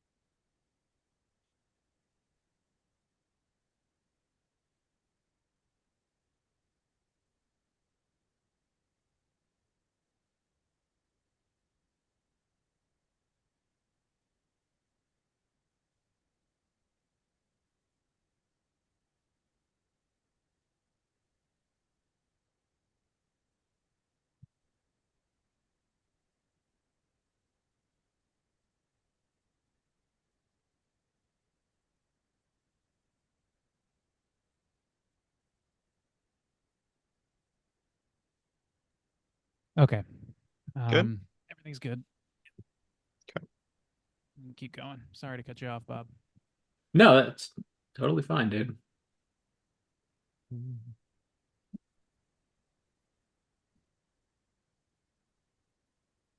That was a weird sound. All right. I don't know where we left off. And oh yeah, just talking about Universal and stuff. Yeah, Universal's made like some decent decisions, some really bad ones. I think maybe we can talk a little bit how like COVID like really influenced everything. And one of the major decisions they made, I remember, was to dump all the movies they made that were supposed to go to theater on HBO Max, which is now just Max.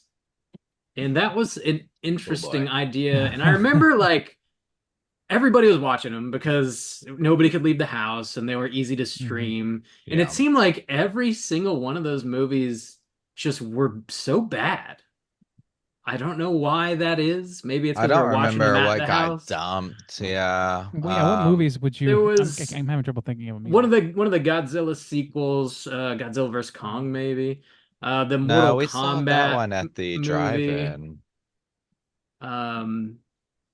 Mortal There Kombat. was- Okay, yeah, yeah. yeah. Mortal Kombat. I'm thought with The you on that. Conjuring Godzilla vs. Kong 3. on streaming for sure. Conjuring. Yeah. Conjuring 3, okay. The Devil Made Me, Conjuring 3, Devil Made Me, Oh, whatever the that's. Devil made me. Yeah. Devil made me Diddy. Yeah. Devil Made Me fucking do whatever.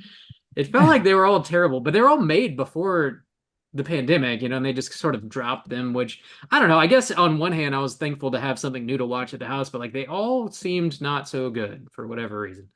Yeah. But they were all like recognizable IP too, that they had clearly That's the plowed thing. millions and millions of dollars into each one of these, Mhm. and hopefully they made some of it back, I guess. But I feel like who knows? I'm sorry. Yeah. I just like I don't know. Like that's such a fraught period.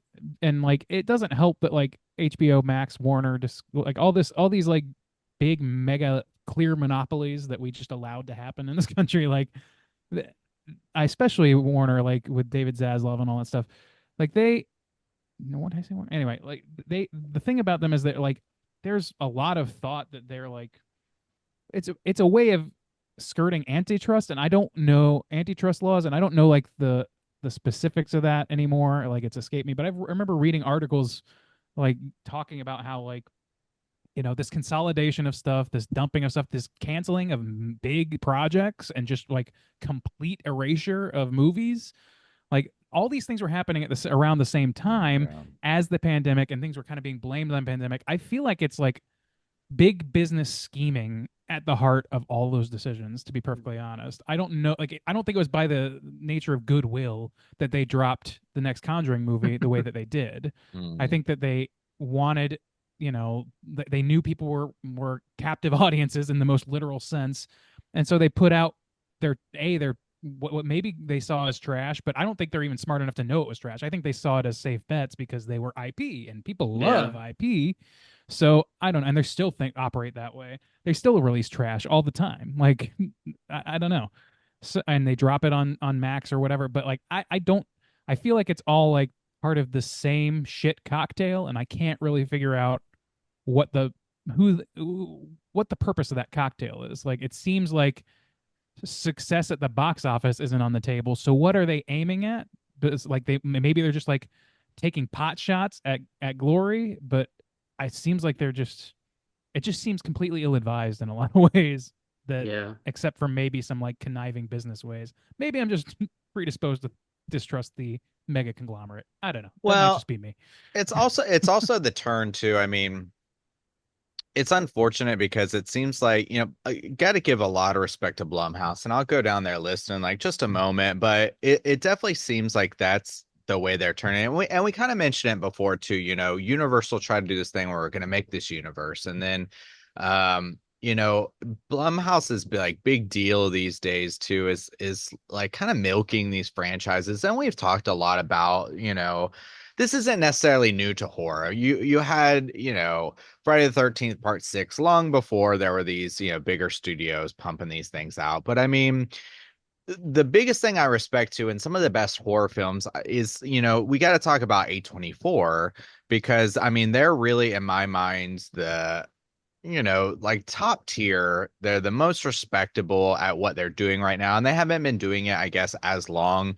But I mean, none of these, except for one, but it's in a different situation, has anything to do with any kind of franchise or thing. But I mean, just going down there top from the past 10 years of A24 horror films, talk to me. Okay. This is the only, I think, exception. X and Pearl. Okay, but they were all filmed together, or like, under a tight, whatever. They were all kind of planned together. Pandemic situation led to a sequel. Yeah. So X and Pearl, Saint Maud, In Fabric, The Witch, The Lighthouse, Hereditary, Green Room, Bodies, Bodies, Bodies. I Saw the TV Glow, Midsummer, Killing of a Sacred Deer, Maxine, there it wraps that up. Blackcoat's Daughter, Enemy, Men, Climax, Beau's Afraid, Tusk.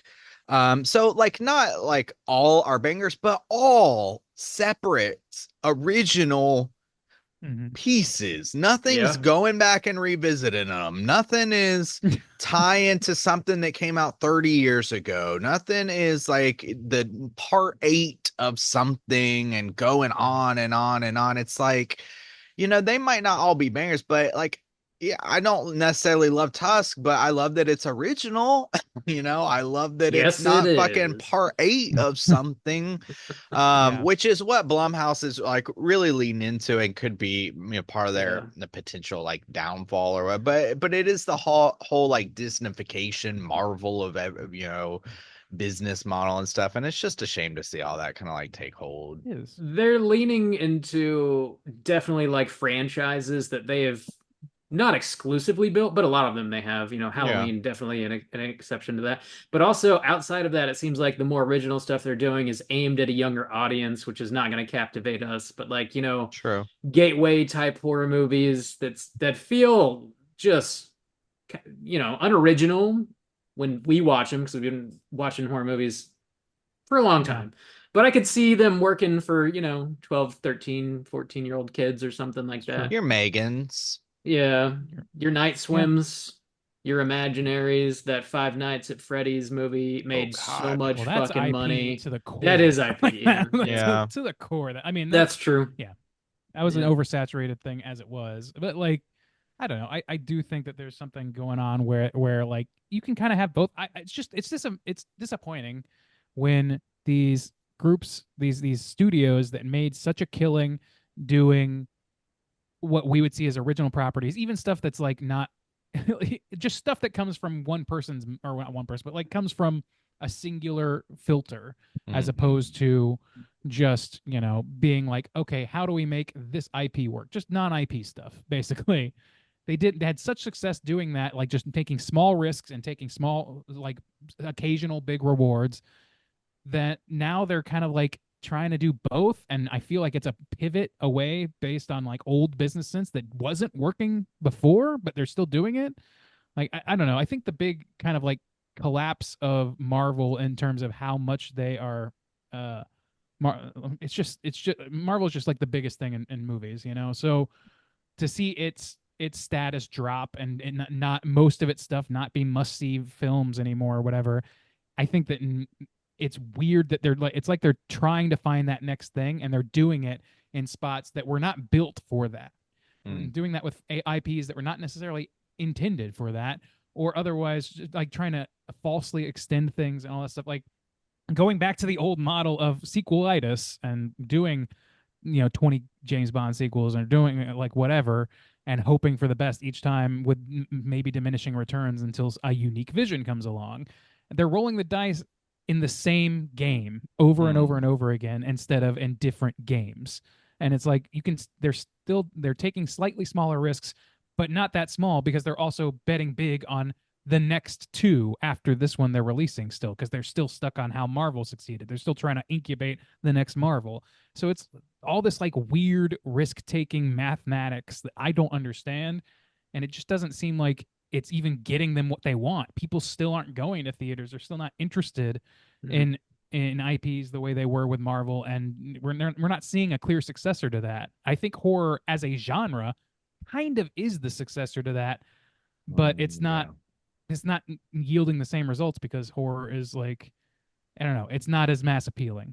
Although it's a growth industry right now. I think it is really a safe bet. For the most part, I think horror always has been a safe bet. You make not like huge profits, not you're not making splashiness. $1 billion generally, but you're making a return. That's what they want. They want to bet big on black and get get exactly what they put in times a million. yeah. I mean, maybe you should just make 5 movies instead of 1. and make at least half of them good, you know, I know, and yeah. take more shots, and you know, but I don't know that that's really going to change necessarily. It doesn't seem like it's going to change anytime soon. I don't know why. But to be learn fair, lessons. yeah, well, to be fair though too, and some of these are removed by several years now. But so I think it's definitely easier to dunk on Blumhouse, especially like I said, I respect A24 a whole lot, and they've got the better movies in my opinion. But Blumhouse, to their credit, has given us some really great stuff over the past 10 years. So I'll just go through like some of the top tier Blumhouse from the past 10 years. You got your Get Out, Mithrigan, which, you know, a lot of people love. I'm not crazy about, but it's there. Hush, Invisible Mang. Thank you for that. Yeah. Nanny, I like that pretty good. Totally Killer, was fine. Speak No Evil. Soft and Quiet, by the way, that was one. that was Yeah. Fucked up movie. Freaky, which I actually don't think I saw, but It's good. It's funny. Origins of Evil, Black Phone, Bob's, you know, one of Bob's top. The big black phone of time. Bob's, Yeah, big black phone of time. Pick or Halloween 2018, which some people love. Split. Yeah. Which good on Split. The Creep 1 and Creep Deuce. Oh yeah. I like Yeah. those. The Happy Death too. Days. Those were, you know, kind of original, and to have some comedies and stuff. The Visit, so they're really propping up old Shyamalan. Yeah, so I mean they've given us some good stuff, you know. All the Purge movies. They did the Purges, yeah. Paranormal Activities. Paranormal Activities, which I was trying to stick with 10 years, but so some of those are swinging a little older, outside 10 years, but yeah, I mean they did Lords of Salem, which again outside 10 years, but propping up Rob Zombie a little bit, names in horror, you know. Yeah. Mm-hmm. So they did give us some stuff.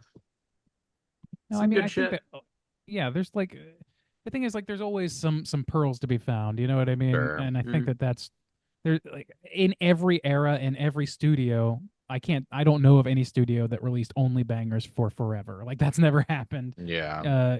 You know, that they all have their flops and their fair share of them, but it's about the ethos of how they like to spend their money. And you know, like if they spend their money on small bets, we get more original movies because they're less inclined to see the sunk cost fallacy of, well, we can't have a movie without a South Asian Pacific character because we have to appeal to that market. You know, I mean, shit like that. Like, you know, gotta appeal to the Koreans. You gotta appeal to different markets. No So true it has to stains. be It's like gonna be reviewing homogenized to a global scale because there's so much money tied up in it that they can't afford to fail, and then it fails anyway, or they take it out completely It's and too write it off on their calculated. taxes. Like it's very business minded, and this is an art. You know what I mean? So like one of my favorite things that we've done in recent years as a collective here is embrace the festival circuit in a way that we haven't. It's grueling sometimes because we want to cram in as much as we can, but man, we've gotten some like really amazing access to movies that just haven't gotten a lot of like notice outside, and some that have just blown the fuck up. Red Rooms is a tiny movie that just had a little bit of a run in the theaters. It's fucking great. It's very Watch dark, it. and please watch it. But also you have things like Talk to Me, which was like gonna be a hit, like immediate on first blush, you knew it, like you know what I mean. And then I don't know, there's just all these different like things that you get at a festival that feel like people trying to make good art, not good commerce. And you know, art versus commerce, my favorite subject. You know, it always comes back to it, man. It I always think does. I was listening to an interview with Damien Leone, the creator of the Terrifier series and all, and like after Terrifier 2 made so much money, and you know the first two movies were like totally self-funded. He started getting all these interviews with like major studios and stuff, and they were wanting to like be in business with him, and they're like, well, what if we just like totally reboot the Terrifier franchise, because like we can't release a Terrifier sequel for the first one. Let's go just call it Terrifier, and we got to make it more appealing to a broader audience. So we got to like scale back some of these gore scenes and like kind of clean it up a little bit. And he was like, no, because that's not what it make is. a lick of sense. They would, yeah, they are trying Let's to distill reboot it in a way that makes it palatable for everybody. And like, yeah, it's already got a following. Like people would be like, "What? You were following the a story following you and have you're gonna gets reboot cut it off halfway through?" Yeah. Either they're doing like, why would you? There's already a following. Just it doesn't make any fucking It doesn't, sense. and it takes somebody with the guts to do that, like a Damien Leone. Like I give him all the credit in the world for that, because that's prioritizing the art over the money. You know, making the money coming like is a means to an end for survival and continuing creation for somebody like who is a true like like uncorrupted creative. And I don't believe that there's any of those truly out in the world, but there are people that come closer than others, and that's definitely a move of somebody who values the art first. We need more of that, and we need more of that on the upper echelons. We need more like Monkey's Paw Productions, like Jordan Peele's thing. He funds a few things that are like pretty great. Elijah Wood's Spectre Vision, like he's funding things that are unique and interesting to him. He doesn't need the money, and he wants new creative shit to watch. I have like faith in these people as money men for the other creatives. I want more of that. Like I just want more of that stuff that would never exist without these people. They just would nobody would ever put money at it. Yeah. You know, you talk about Damien Leone and Terrifier 3, and it's like you get when they do reboot things, like you see this a lot with foreign films where they like redo it with an American cast, the funny games of it all, or more recently that Speak No Evil is apparently a remake. I had no idea that was a remake of a foreign film. Oh, really? But apparently it was. And like, yeah. I thought we all covered it like 2 years ago. I thought we did too, honestly. Yeah, I No, thought we did. I guess we didn't. Maybe I've got the wrong title. This is the new McAvoy movie. That's the right. That's the right. It like title. came out like 2 years ago. It's not very old at all. grim. I forget what country it's from, to be honest with you. Norway. I guess maybe I never Norway, saw Swedish. it. So it's Norway or Sweden. One of those. Extremely bleak. You would remember it if you saw it. Yeah. Yeah. It came out the same year, I'm pretty sure, as Soft and Quiet. Oh, really? Okay. Yeah. Sounds No, right. I had no idea, or I Oh. didn't remember that because I have a terrible memory. So maybe it's just that. But like, to whatever extent like that had a following or whatever, it didn't matter, and they just rolled the dice on a new one. And I'm sure McAvoy's great in that. He's a great actor, and the trailer makes it look a very promising case for that movie not being hot garbage. But at the same time, like that does not need to happen. Let McAvoy play a similar character in another movie that's tailor-made to another point of view. Like, you don't have to do it this way. I don't know. You don't have to do it this way. Do it a different way. Speaking of, you don't have to do it. Scientist. I definitely think my least favorite trend, and I think we probably all would agree, is the go backs and revisit the legacy sequels of it all. Because I was kind of go through some of the ones that like really kind of took off over the past 10 years, specifically within horror. So you got your Exorcist believers, oh my lord. You got your Halloweens of it all, which is mixed bag, mostly not great. Texas Chainsaw had a little bit of a comeback with their movie, which wasn't really good. Obviously Ghostbusters. I watched that Frozen Empire on a plane, or most of it. Ideal viewing experience because I had nothing else to watch. Awful. And I was like, oh, okay. Well, this is definitely the proper venue for this film. It gives it all the pomp and circumstance it deserves. Anyway. Yeah. Scream came back. One of the better ones, to be fair. I agree. No. Well, okay. So actually, it came back twice. Scream, but also the one actually I was going to mention, Candyman. Oh yeah. That is totally worth watching. But that is a good example of a movie that is using old stock with a fresh, updated point of view. And it's true to the original because the original had a point of view of its own about the same topics. And you know what I mean? Like it's just bringing something new. And that's why the Scream Revisits works as well, is because they're bringing new thinking based on modern thinking about the topic at hand, not just pulling out the old hits the way that I would argue Beetlejuice does. And to a lesser extent than others, but just as a recent example, I don't know. There's a lot of movies that do that, and that's the worst. Is when it's just trotting out the hits, putting a corpse on a marionette string and playing them along instead of. You know what? I really wonder what old Edward Scissorhands is up to these days. You know, We I should mean, I really find want out. to know. I really got to find out what was that weird lady who was sexually attracted to him. What's her backstory? You know, we got to know. Get to see We her gotta as a know what turns her teenager. That's what on. we need. We got to have a Nurse Ratchet-esque mini series about it. And I bet that wasn't the first time she ever, you know, met Edward. There was some other situation in which they just both didn't remember that they had interacted before. And there's another Awful. story. I'll bet. And Johnny Depp is going to go under the makeup and he's going to look just as young as he did. No, he's going to be replaced by Timothy Chalamet, of course. Ah, we're not fools. I see. Okay, You know, we got to make a little yes. money at the We're box not office. I don't think Johnny is Johnny still working after his whole lawsuit with his He abusive probably is. marriage. And I don't want to honestly couldn't tell you. I yeah, honestly I haven't couldn't seen him tell you. doing a whole lot, which is fine. He's probably lost That his is, fastball that at this is point. fine. I want to That agree is with fine. that wholeheartedly. Also, I'm definitely not interested in finding out what his character from Nightmare on Elm Street is doing either. I don't want to know what these characters are up to. He's kind of dead. Previous to the He movie. dies. Spoiler. I mean, Whoa, prequel style, prequel style. Prequel It's a- style when he was like 8 years old. Yeah. He must. Maybe his brother was one of the We gotta- victims of fucking Freddy, and he just blocked it out because his We got to parents lied to him. de-age Johnny. Today's Johnny to make him De-aged look Johnny like 8 is years Timothy old. Chalamet. I want to be clear on that. Yeah, that's fair. He doesn't look 8 though. That's I mean, are you sure? Are you sure? about no. that? To touch a little bit more on like how COVID kind of changed the game. Like we talked a little bit about like production companies having to like shelve a lot of movies because theaters weren't a thing anymore. A lot of theaters closed down, small and big. Finally, when people started going back to the theater, they kind of, it seems like they're trying to like pivot a little bit. And like more recently, this year anyways, or the past couple, since Scream, since 5 Cream really, these popcorn buckets and like all these like gizmos and gadgets and like blankets and cups and just shit. They're just selling like shit that you would find at like a Spencer's or something at the movie theater now.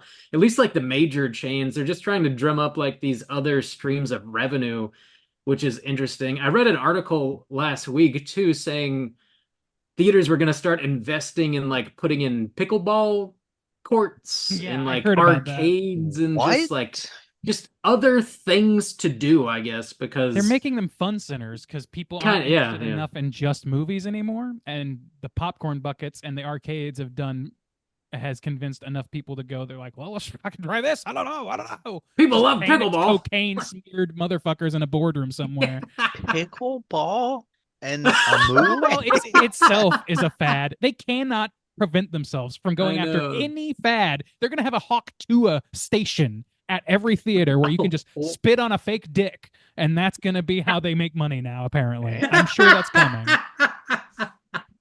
Well, now you have my Randy, attention. I think you got a future, son. You got some ideas In business. in business. little juice.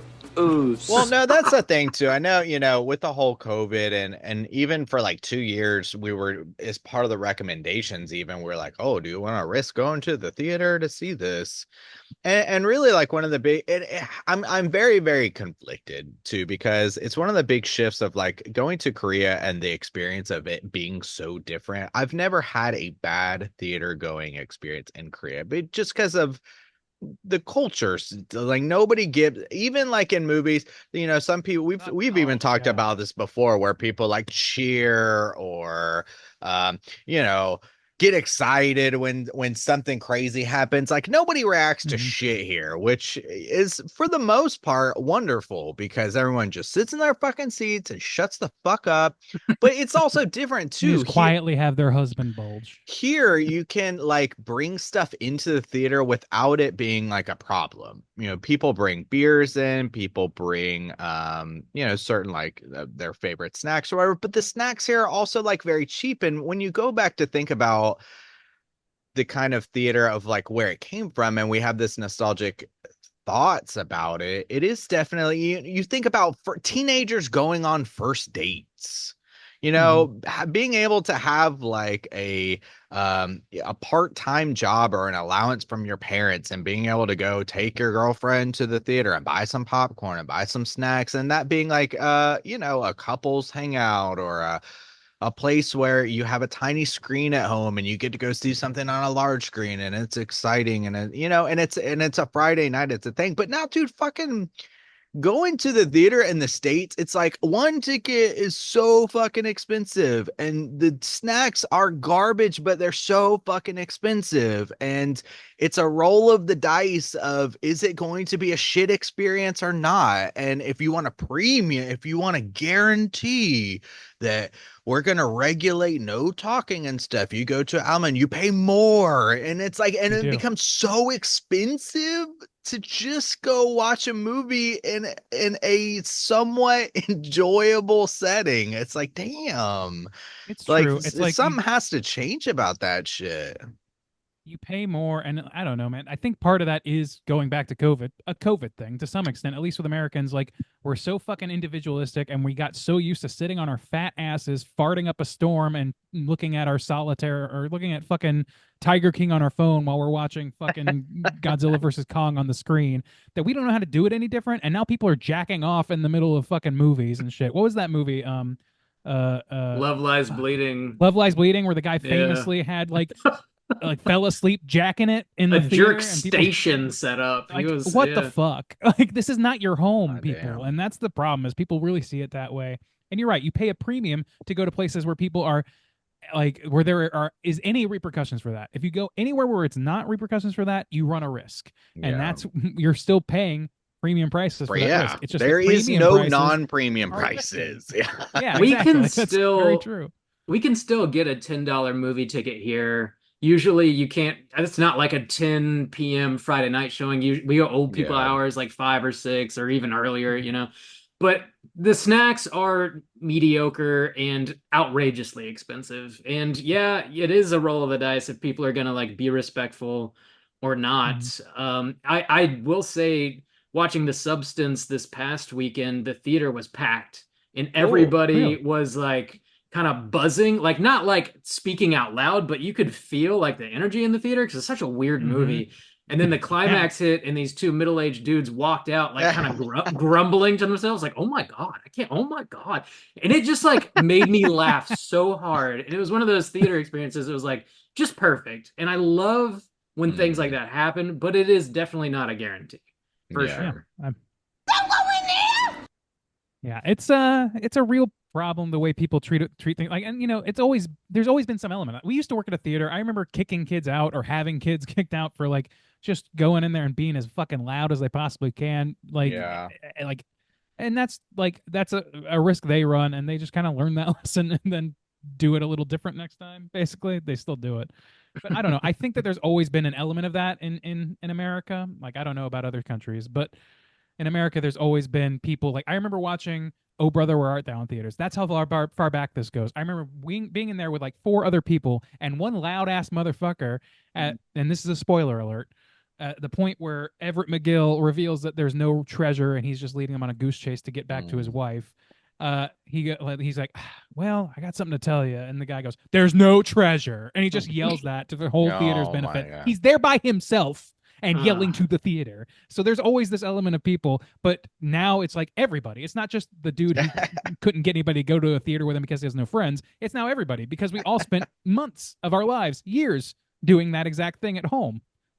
Yeah. So, one little trend that's fun here in Korea, which I would like, I wish like, so we had these little stores pop up and they're pretty small, but they're just theater concession stores, and you go in and you can buy a bag of popcorn for $4. It's like concession. They have all the concession foods. It's like a little theater concession store.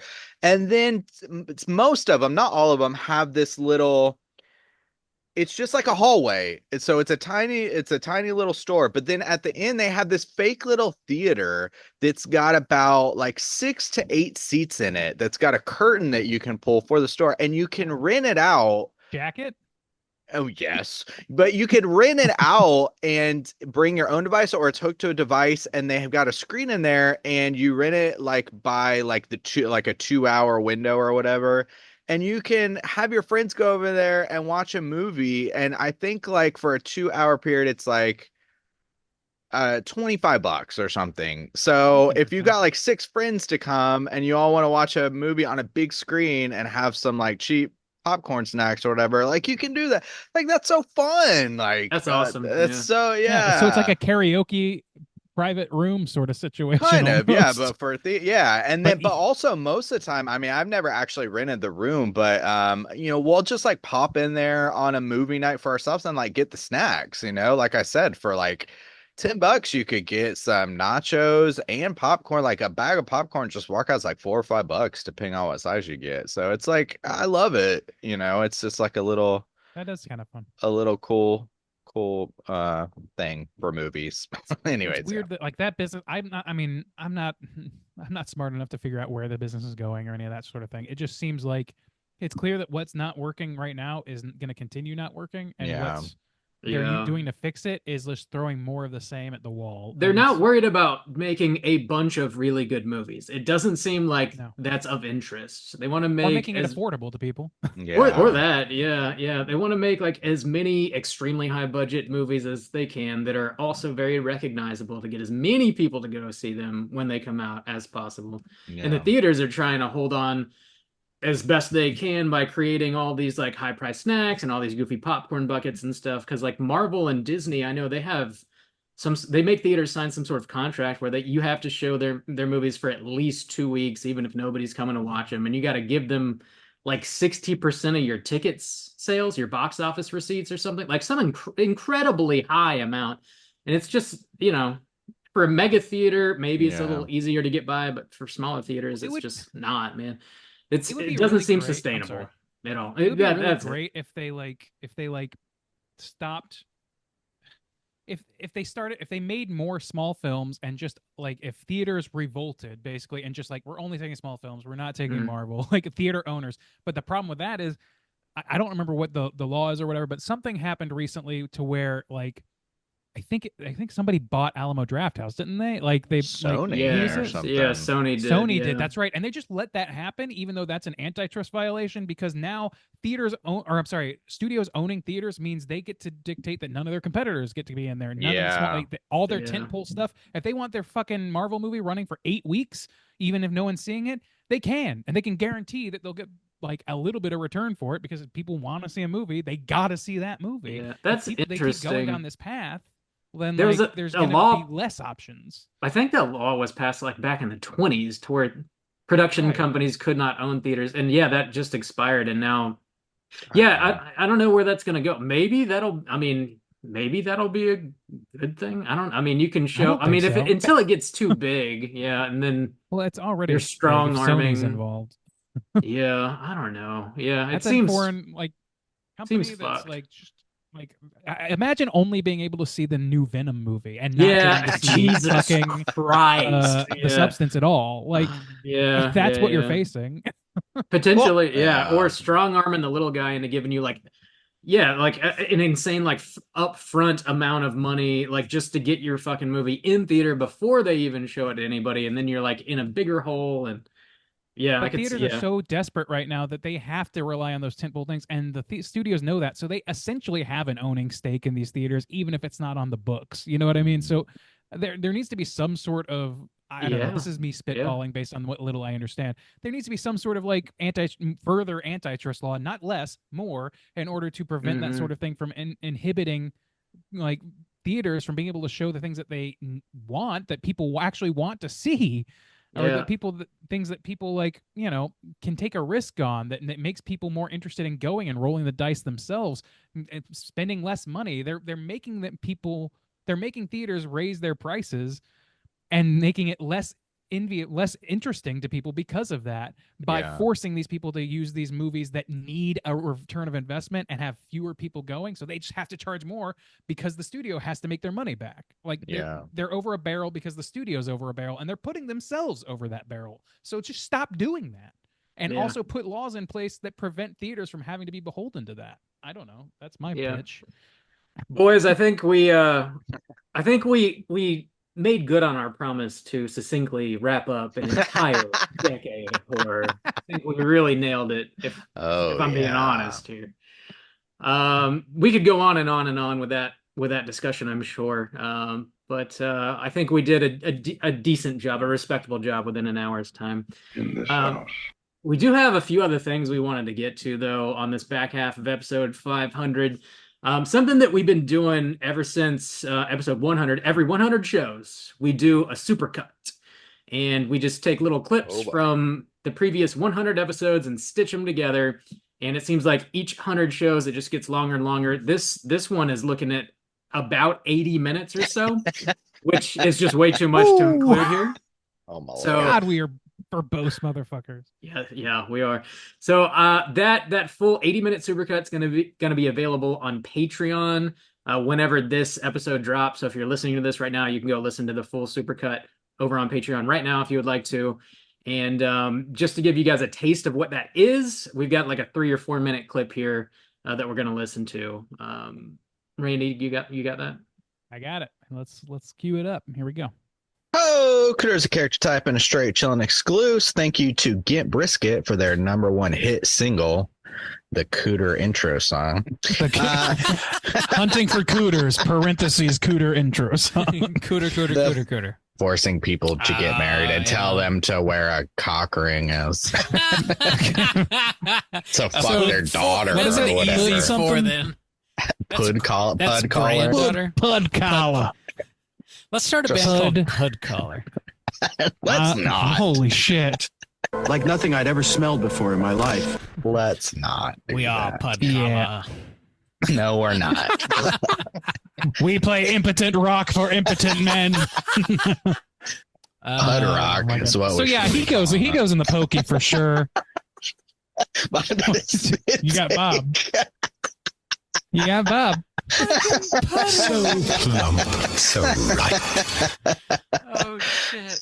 Gimp Brisket, the new hit Pud rock band. If that's what makes your Some dick people pay a hard, lot of money for that kind of stuff, apparently. Some people get it for free. Shut the fuck up. What is your relationship to anime? That's how it's Anime. pronounced, right? Man. Anime? Tell me about your favorite anime. Tell me about your favorite manga. Manga. Manga. Manga. Who is your waifu? Wow. My waifu. There you go. Got it. Nailed it. Oh, there, Bob. That's what Old you've been bub. jonesing for lately. Dude, just boner alert. Even we have lots of interesting tweets that say like, "Oh, director has no talent for horror." You know, yeah, that was interesting. I see. Yeah. 904-638-3231, or you can call in and say, "Fuck your prompt. I ate this chicken wing off the ground, and I'm probably gonna shit my pants in an hour." I'm feeling great. Once I pooped in my pants in school, and I just left it in all day. You just leave it all day. Tell No us one's about your gonna notice. pants pooping. It's what you do. It's the Just only hide it. move. It's the only The thing. harder you sit in it, the less. All you got to do is just be like, "Hey, what smells like shit? Who did that? Who pooped in their pants? Who pooped in my pants? Oh my God, there's poop. Who pooped it? Who put this here? Who smeared shit on the inside of my pants? On the inside of my pants and ass crack, somebody has smeared their own shit. Who did Paint. this to me? Somebody is out to get me." People I'm not gonna always close reaching out the their show if we keep making hands shit jokes. into my shorts and If we keep smearing making shit jokes, this all episode over will my not body. end. I'm trying to keep it going. I know it, man. I know it, man. Oh God, I'm crying. Call in with your shit in your pants stories and make me lose Don't my do damn mind, dude. I want to hear the story. I know you do. Bob wants to hear the stories. I want to hear the stories. I want to hear them. Roll off, I got to hear them shit stories. Oh fuck. If we start, dude, the shitcast has to become a reality because it should be us talking about shit and just Bob laughing the whole time in the background. He will not be capable of intervening at all. A little bit. I was the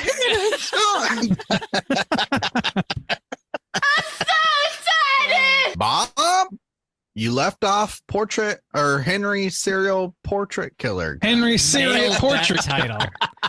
Henry serial portrait killer. I kill portraits. It's just a guy who sneaks into fucking museums and fucking carves up. Fuck this shit. Man, PETA's getting desperate. They're really just doing anything they can. Fantastic. Randy, I can't hear Randy, you. you're muted. Oh, okay.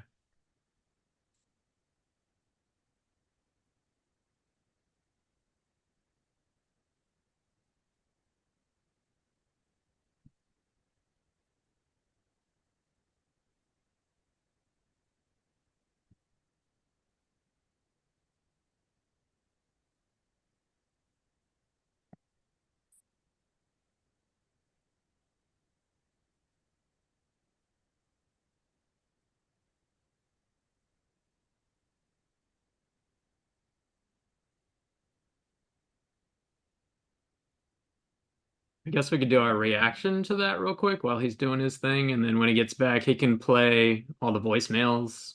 Yeah, that's fine. Yeah. So that's just a little taster of the supercut. Like I said, that's over on Patreon right now if you guys want to hear the whole thing. It's ridiculous, as I'm sure you can tell. That was a good one. I'm excited. I'm excited to hear the rest of that clip. Dude, I remember that shitting in your pants. I thought if I had to guess, I definitely would have thought that was longer than the past 100 episodes. But I guess you're talking about a gap of about 2.5 years. So 2 years for sure. A little over 2 years. A little over yeah. 2 years. Okay, yeah. So Yeah. dude, oh man, that shit got us again though. Oh man, it's funny. Making those things takes so much time, and each couple years I'm like, oh fuck, I don't want to do it. Maybe I won't do it this year, and then I do it, and when I'm done, I'm like, oh thank God I did that, because it's just like so fun to listen back to. Hopefully it's fun for everybody and not just us, but it's nice to have, because sometimes like I'll be listening to the episodes too, and I'll try to when I get into like a situation where I'm laughing to myself, I'll try to screen capture or send it to Bob. And like sometimes I'll get sometimes I'll get a clip and I'll just rewind it a couple times. That's kind of how I know like, okay, this one's good for the supercut, because I'll personally listen to it like 2 or 3 times in a row and just crack myself up about it. And so then I'm just like, man, I can't wait for that supercut to come out so I can just have it all in one place. Yeah. Oh man, dude, 80 minutes worth, and then that's just one of how this would be the 5th super. We've done it for every 100, right? Yeah, every 100 shows we'll do it. Man. Yeah, so this is number 5. I was thinking about maybe trying to stitch all of them together and you have like one mega supercut. It'd be like 4 hours or some shit, and it would be wild. Yeah, that's just episode 600. We're actually not recording an episode. I just got back. Randy was muted for a bit. Hey, Randy. Yeah, we can hear you. Yeah. Mm-hmm. I know, but like, are we in an episode right now? Yeah. Turn it on, Randy. Okay. All right. No, yeah, that's just episode 600, so we don't actually have to record on ourselves. Yeah, and 700 and 800 and all the hundreds from now on. It's just a super. We just add an extra 8 minutes every. It's just like all the old sitcoms used to have those like one episodes where it's like just the clip show, right? Yeah, and they just record a couple segments. Seinfeld season finale for every 100. Yeah. There you go. Look into the future. Yeah. So check that out over on Patreon if you'd like to. We did ask you guys to send in a bunch of just a shitload of voicemails and emails for episode 500, and a lot of you did oblige, so we're gonna hear from you. First up, actually, we're gonna hear from the mysterious, the sexual, the Caesar. Oh, shit. Here we go. Yeah, you've reached DJ Elzebub. Leave your message if you dare. Yeah.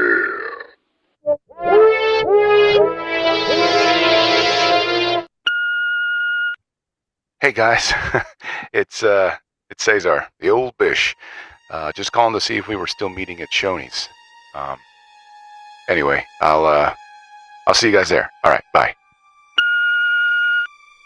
Hey guys, Cesar again. I forgot it wasn't supposed to be Shoney's. It's actually Sonny's Barbecue. All right, sorry. Bye. Hey, what's up? I'm at Sonny's. I reserved this table, and you guys aren't here yet. I told them I'd wait, so I just put an order in, just an appetizers real quick. All right, I'll see you in a little bit. Hey guys, just trying to figure out why you don't like Sonny's Barbecue. Message received. Sorry. Yeah, give me a call. Be good to hear from you. Hey guys, just trying to see what's up. Did I do something wrong? I hope I didn't say anything, or you know what? Just give me a call. I'd really like to talk about it because this is it's really, I don't know. I'm worried. It's making me lose sleep. All right, hit me up. Holla at your boy. Bye. Hey, look, I just wanted to say I dropped off some cookies by your house. You know, if you weren't going to eat the cookies, you could have thrown them away. You didn't have to leave them out on the porch for the fucking birds to eat them. You know, I go out of my way for you guys. Oh, how about another promo, Cesar? How about another bump, Cesar? Well, you guys better start appreciating me a little more, Mr. Men. I don't have all the cock-a-doodie time to do this stuff for ya. Bye. My ghoulish gentlemen, my misters of the macabre, my cooters in Christ, 500 episodes looks damn good on you. Seriously, suits you like a perfectly tailored coffin. Congratulations, and since every day is Halloween in your world, I'd say we're in good hands, because we're gonna need all the casts, boys. So here's to you, and to many more spine-chilling podcast episodes ahead. I'll be raising a glass of gin. Straight, of course, and chilled as the grave. Keep 'em screaming, fellas, and here's to another 500 episodes of terror. Your old pal, the old bish.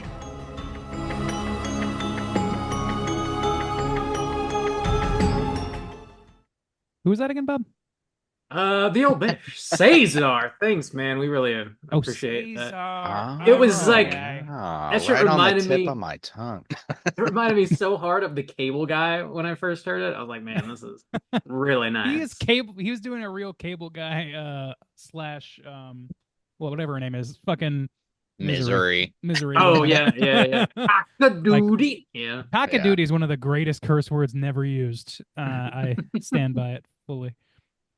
Good shit. That was great. Damn, that was fantastic. That was my first time hearing that. Thanks, old bish. Thank you, man. And you know, wherever you are in the stars above, we salute you. I'd never stand you up at a Sonny's. Promise you that. Brought back some good memories. Yeah, man. Good stuff, man. Randy, we got more, but I don't know what order you want to play them in, so I'm gonna let you just pick them. Take the wheel, Randy. Well, here's my new favorite song. It's by Ginger Root, and here we go. No, I'm just kidding. Here we go with our first. This is from our boy, our cooter hunter in Christ, as the old bish likes to say. Hydraberg. Here we go. Yo, straight chillin' crew. What's up, gang? 500 episodes, man. That shit's crazy. I feel like I've been listening to you guys forever.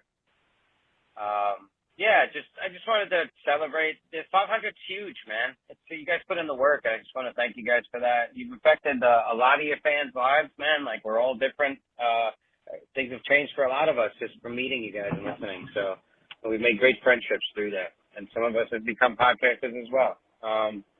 It's exciting to see, and it's exciting to see you guys still enthusiastic about getting together and doing the thing. We still feel the friendship between Soju and Andy and Bob, and when the guests come on, you guys just jive. You guys hang out with good people, and because of that, we've had those people on A Cut Above. Like, it's just a good family thing, you know what I mean? And you guys should be really proud of what you've done. I didn't write a reach around or anything this time, you know, but I just wanted to tell you guys that I really do appreciate you guys doing your thing every week, and I really wish you guys all the success that comes in the future. I mean, I really don't want to see you guys stop doing this. It's just every week is just a pleasure to hear you guys talk. You guys are like friends and family now, so I appreciate you, and I hope to hear another 500 episodes. All right, keep it creepy. You hear that Wow, when he said he thanks. likes to hear us be friends still? He mentioned Juice, then me. Bob came third. You noticed that, Oh, right? I You noticed that? definitely This bargain bin friendship. Sochi sounds like the most friendliest. Most Randy friendliest saying- award goes to you. I'm running the middle myself. I like to ride. I'm the meat, as we all friendliest, know. okay? I am. You heard it. I'm the Heidelberg. power bottom. No, of friend. shouts out to Heidelberg. That's what's crazy about like 10 years. You're like, man, like these are some of the longest running relationships I've had. It's like crazy, from this right? Yeah. podcast. Yeah, and not excluding our own with each other. Like, we have some. Like, Heidelberg's been he's true blue to the core. Yeah. And a lot of our followers are, you know, Yeah, like our several. like ourselves, our most ardent listeners and followers are the ones that have been around forever and ever through the good and through the bad. So salute to that, man. Also, shouts outs too, because in less than a year, so this is how long we've been going, but in less than a year's time, so maybe about half a year, a little over, Heidelberg is going to be hitting his 200th episode with A Cut Above. That's nuts. That is insane, man. It's about time we announced our big rivalry with A Cut Above. Fox. Fuck you. Dude, but that's so crazy because we have such distinct memories of our 200, but then I have distinct memories of them starting their podcast. It's like, oh, it's 200 episodes. And their later. What the 100th fuck? episode, and like, Well, yeah, Heidelberg we were starting in his Seoul. second show. Yeah, that's and- when you guys came to Seoul because we Yeah. recorded a Came to promo Seoul. or like a Yeah. little Yeah. message, Little not video, promo, a yeah. little message Oh for them. yeah, that video was deeply sexual. Really, It's dude, it was horny. Drunk on soju. We're doing a little soju. Oh yeah, big old Really horny. Thanks for calling in, Heidelberg. Yeah, thanks for calling in, Heidelberg. Thanks for still being hanging so with us. damn hard with us. One of the very few Yeah, man. people who has a straight chilling tattoo. So One of two that we know Yeah. of. Well, and we might actually be able to hear from another one just now. What? Our boy Matt from the Swords and Stereo podcast and from Our Friendships in Life also called in. Let's hear what he has to say. Hey guys, it's British Troll Matt. I was just calling to congratulate y'all on hitting 500 episodes, and to thank y'all for everything y'all do, putting the Slack together, building up a great community. I've really gotten to know some people through the Slack, people I consider close friends now, even though I've never actually met them. And then, being the head of the Spear and getting everything out of that community, and like A Cut Above coming out of it, and Cinema Slab, and Light and Shadow was a thing before, but I know they've came in there and really grown and been part of the community too. Not to mention the ways y'all have changed my life. I say yabos once a week. I quote Bigfoot Monster Mystery, even though I've only ever seen it once, all the time. And apparently I am really into space vampires, and that's on you. I hope you're proud of yourself. Anyway, again, congratulations, and I can't wait for the next 500. I'll be there at the celebration for the 1,000th episode party. I'll talk to y'all guys later. Bye. People keep saying episode 1000, like, man, another decade? We'll see. I don't know. feel that old already. I mean, Yeah. Jesus Christ. We gotta I keep will it say, going, man, boys. Gotta keep it yeah, going. it's pretty great that despite only seeing, I think if our legacy is just that more people know about and quote Bigfoot Monster Mystery, I will go to my grave a happy man. We did that. We definitely did that. We have done the Lord's work there. I approve of that. Yeah. Thank you so much, Matt. Yeah, Thanks thank for you, calling, Matt. Matt's become known as the dude that sends people like birthday cards and like, you know, Halloween Yeah. cards, and like he has this amazing ability to like catalog specific dates and like snail mail really thoughtful things out, which is just Yeah. really nice. Really, really One of thoughtful. the more thoughtful people I've met in my life. Yeah. I'm very Halloween happy to know. cards, yeah, Christmas Yeah. cards, birthday cards, yeah. He's It's a so sweet dude. it's so funny because Sometimes he appears in my window at night. I didn't know Matt before, but now every time I come into Jacksonville, he's like one of the few like people that I, get together with and hang out with, Yeah. like on my trips back to, and it's like, oh yeah, I didn't really know you before. Like we didn't grow up together, like, everybody else I visit, but I still, really enjoy seeing him. So yeah. Yeah. Thanks, He's a Matt. good dude. He's one of Good our dude. guys for sure. Good man. We're one of our people, and we're happy to have him as well. Speaking of, as we were a few minutes ago, a cut above, we got a little bit of a message from the crew there as a right. whole, I believe. I haven't listened to this myself, so I'm assuming that. Let's hear what it has to say. Fuck you guys. No. Hello, fellas over at Straight Chillin'. It's your friends over at A Cut Above. Hey guys. Hello. I'm John, by the way. I'm Hyderberg. I think they know. Hmm. Anyway, what? and this is Jacqueline, if you didn't know. But we wanted to call in and wish you guys congratulations on your 500th episode. That is mind-boggling to me. I truly cannot believe that you It are at the is. 500 mark. That is really impressive, and you guys are completely an inspiration to us. Absolutely. Can I start with my story with these guys? Is that I had a podcast before, and I've had all three gentlemen on. Bob, Randy. What the hell is his name now? Is it Randu, Randizi, whatever it is? There are so many. I know. But we had him on. We had Soju on the previous podcast, and it's like these guys are all professionals. They're wonderful human beings. 500 episodes. However, I want to go a little deeper because it brought us all together, Jacqueline Hyderberg and myself, to create A Cut Above. And Absolutely. I want to say thank you. Even though I went to hell for these guys back on episode 300, it was Nicole, Anthony, and I. We went to hell for these guys, but they've been given to hell for a long, long time. 10 plus years, 500 episodes. We love you guys. Absolutely. I want to echo everything John said. And I don't know if you guys realize how important you and the podcast that you make are in the lives of your listeners. It's not just a podcast to a lot of us. For me, I found you guys very near the beginning of the pandemic, and the show and the Slack were a huge comfort to me and an outlet and a source of connection during a time when we were all really isolated, and it was a time when everybody was struggling. So it meant a lot to me that way, but it also allowed me to make friends with Hyderberg and John. And now not only do we have a podcast together, but we're close, lifelong friends now. And we wouldn't have had that without you guys. And, the ability to have a podcast that was kind of inspired by you guys feels like a creative need in my life and has become just a really important aspect of my life in general. So, none of that would have happened without you guys. And as for your show, you guys just keep getting better and better and better. I don't know how you keep doing it, but I mean, you guys are absolute pros. You're really impressive, really inspiring to us. And I'm proud to say that I have spent time with all of you guys in real life and hung out with you, and I'm proud to call you guys my friends. Yeah, I echo everything you guys said. I called in at one point, so I don't want to say too much, take too much time. But yeah, you guys are changing lives with the content you do. The community you set up was one of the things you should be most proud of. The Slack community.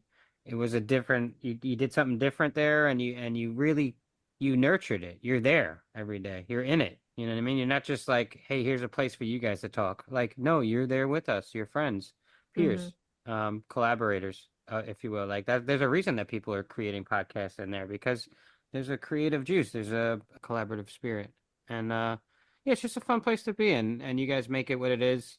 And every Wednesday when your show comes out, I look forward to hearing it and working with you. I want to have you all on here for one day, maybe for our 200th. So And I wish you the best on 500. It's a Same huge here. achievement. But you motherfuckers better come on for our 200th episode. Yeah, come on. But again, I want to No echo what pressure. Yeah, no pressure. what Heidelberg said is that it is a community. We all love each other. You know, horror community is one of the best because it's all inclusive. We all love each other, and it's you guys. I think you inspired all three of us with that. Absolutely.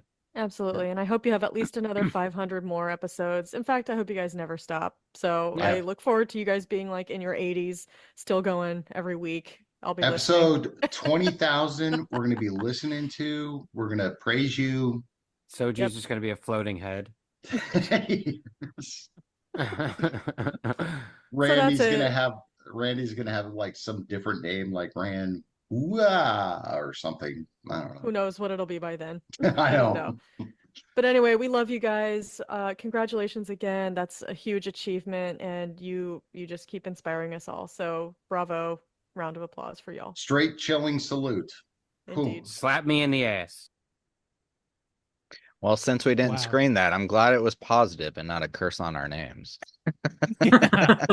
Podcasting into our 80s kind of is a curse on our name. You ruined my life. I see you toothless and shitting yourselves recording this podcast. Still. I curse you. Still yelling Fuck at Jason Blum. That motherfucker.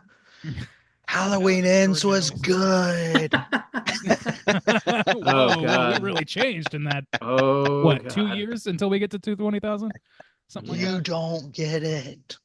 Thanks for calling, guys. Thanks And for calling. Yeah, that thank was you so much. yeah, the horror And, you know, community like- is a great, like, warm embrace of just thoughtful, lovely folks, and you guys, you just prove that, A warm And, you know- medium to loose embrace. Medium to loose embrace. There you go. See, Way to that's ruin Justin. it! You ruined Justin's it! using keywords to insert himself as the new sex master of his new sex cult around this podcast. He's been doing it New. for a decade. Yeah, I'm sorry. His growing, Old. engorged Oh, sex cult. Jesus. God. Thanks. But Thanks, yeah. guys. Thank you guys I for want to calling. quickly say, like, yeah, as COVID, like, thank you guys for being there for COVID as well, because that really helped me. I'm a broken man after COVID, man. I'm still watching reaction videos because I needed parasocial relationships. You guys prevented the worst version of that from happening, so thank you for that. I'm well balanced. Yes, Wha- clearly, you and whatever. your sex cult aspirations are the most balanced thing I've heard of.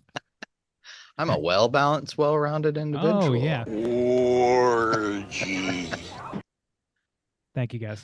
Thank you. So coming who's up next? Yeah, there you go. Coming up next, we have our first guest ever, and probably because of that, our longest standing relationship that is due specifically to this podcast.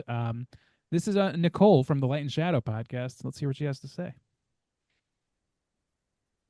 Hello, Straight Chilling crew. Nicole from Light and Shadow here, congratulating you guys on your 500th episode. I feel like we just did 300 and 400, but I guess time flies when you're chilling. It's kind of hard to know what to say at this point because I have gushed at length about how thankful I am for you guys' commitment and the community that you've created. And in this day and age, it really is amazing how you can form friendships with people that you never or almost never see face to face. But here we are. And actually, we did get to hang out in real life this year because you guys were kind enough to let me tag along for the Overlook Film Fest in New Orleans. And it was just such a blast to get to spend some time together at such a cool event. And it was also great to get to meet fellow friend of the show, Matt. And I have to say, I think one of my favorite moments from the whole year was eating po' boys on the sidewalk outside the Prytania Theater. I remember just like looking around thinking, I'm here with my people in one of my favorite cities outside an old movie theater waiting to go in and see a horror movie that no one has seen yet. There's not really anything else that I could possibly ask for. It's what life is all about. And I think I have to apologize because I usually send you guys a whiskey at least once a year, usually for these special episodes. And I did not this year just because it's been a busy season and it kind of slipped my mind. However, we did get to share some of my birthday scotch at Overlook, and so we're going to say that counts this year. Of course, Justin, you were not there. We missed you very much. So next time I see you, I guess I owe you a scotch. So I think the only other thing I can say is just keep up the good work, boys. You guys are the glue that hold our little group together. And we are so thankful for it. We're so thankful for all the time and energy that you put into not only your show, but into the horror community. And until next time, stay spooky. What are you talking about? I was there. I was right there with you guys. We had a blast out in New Orleans. Come on. We slept in we all slept in the same bed. It was cozy. We did not. Well, I mean, you're just remembering another time. Orgy. Yeah. Yeah. We all drank a lot of whiskey and, we got the king size bed and we all shared it together. It was great. Some of those things are true.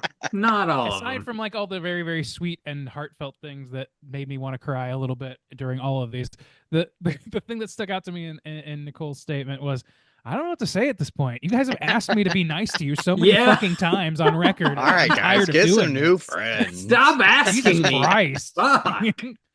I'm tired of retrospecting on your bullshit. You and me both. God Nicole. damn, has it been 2 years already? Fuck. God damn. Gotta put in another Still fucking... recording? Oh, put in another recording for the fucking boys. It's my job now, I guess. Grow up. It's hilarious because Nicole is the nicest human being on the planet. Eating po' boys on the street.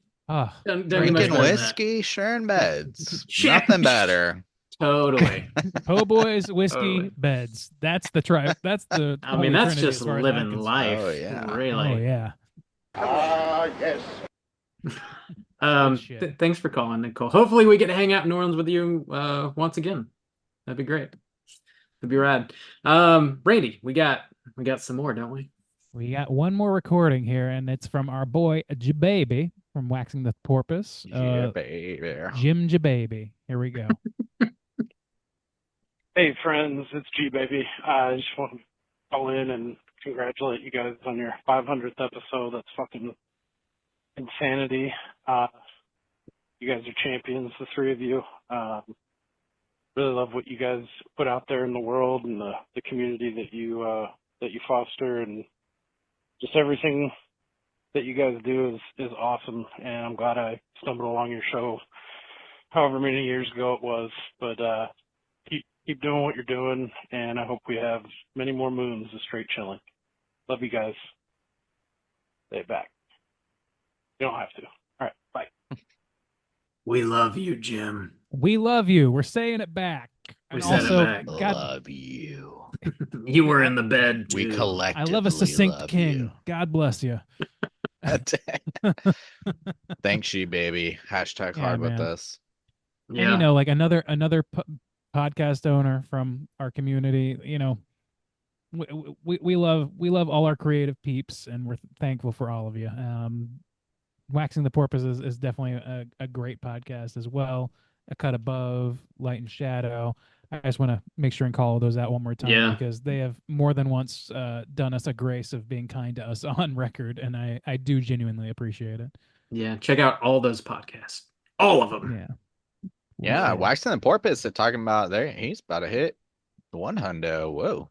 Creeping up on it, yeah. Christ. Yeah. I'm in my 80s already. I'm convinced. Like, you don't have to say anymore. That fucking Jason Episode Blum. 2000. I tell you. I think that's all the voicemails we got. That's we got true, a but that's couple, not all couple the emails. messages. Yeah. Got a couple So emails. you got a couple queued up, don't you? I do. I'm ready to go. Let me see who's first on this list. Shaboy Goku. Goku. If that's your real name, buddy, God bless you. I'm sending you some Senzu beans on me. That's amazing. Hame, huh? It says, "Hey, straight chilling Well said. crew. Yes. Congrats on reaching the 500th episode. It's a huge milestone, and as a longtime fan, I'm really proud of how much you guys have grown. The show has grown in quality, and you guys each have grown as hosts. I remember listening to your first couple of episodes, where everyone was calm and quiet, but now y'all are bouncing off the walls during each episode, and I love it. I can't wait for the next 500 episodes. P.S. Justin is my favorite host of all time. He is definitely the best. Praise Randy and stay rigid with script, Bob. please. I Stay on script, please. I don't know if that's accurate, but That's not quite accurate. At least one That's of how those it looks to me. But yeah, okay. thanks. All right, you're in Goku. Westworld, I guess. Thanks. Yeah. Thanks, Goku. Thank we you. appreciate Thank that, you. buddy. Yeah. Yeah. And, I'm so happy that like you see us as now being bouncing off the walls, because I remember those first episodes as being way chaotic and way hard to follow. So I'm very pleased Dude, that it's this episode is, I guess, a bit of a return to form in that we try to get as many of the hosts back as possible, Yeah, and it well. is chaotic as fuck. Dude, yeah. So Yeah, it is enjoy chaotic. that. I hope you did. Enjoy. Blast from the We love- past. Yeah. We love all our co-hosts and all our friends and all that stuff, but man, a bunch of people in a room together trying to hold one conversation while drinking and like speaking naturally. It's harder than it sounds. Digital room. Yeah. Digital room. Yes, especially that. Hey, was there one more? There is. Yep. So it starts off like this. Hey, gentlemen. So I'm gonna add that in there. First, I wanted to say congrats on 500 episodes. That is so insane.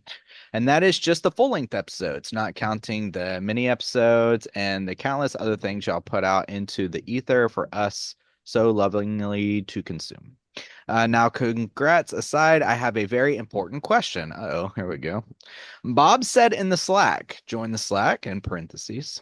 Apologies to Jose after the Alien Romulus episode for, quote, having to watch mom and dad fight. So Soju, Bob, which one is mom and which one is dad? Everyone also sound off in the comments. Maybe make it a poll on your socials. Anyway, much love forever. The librarian, they, she, bye.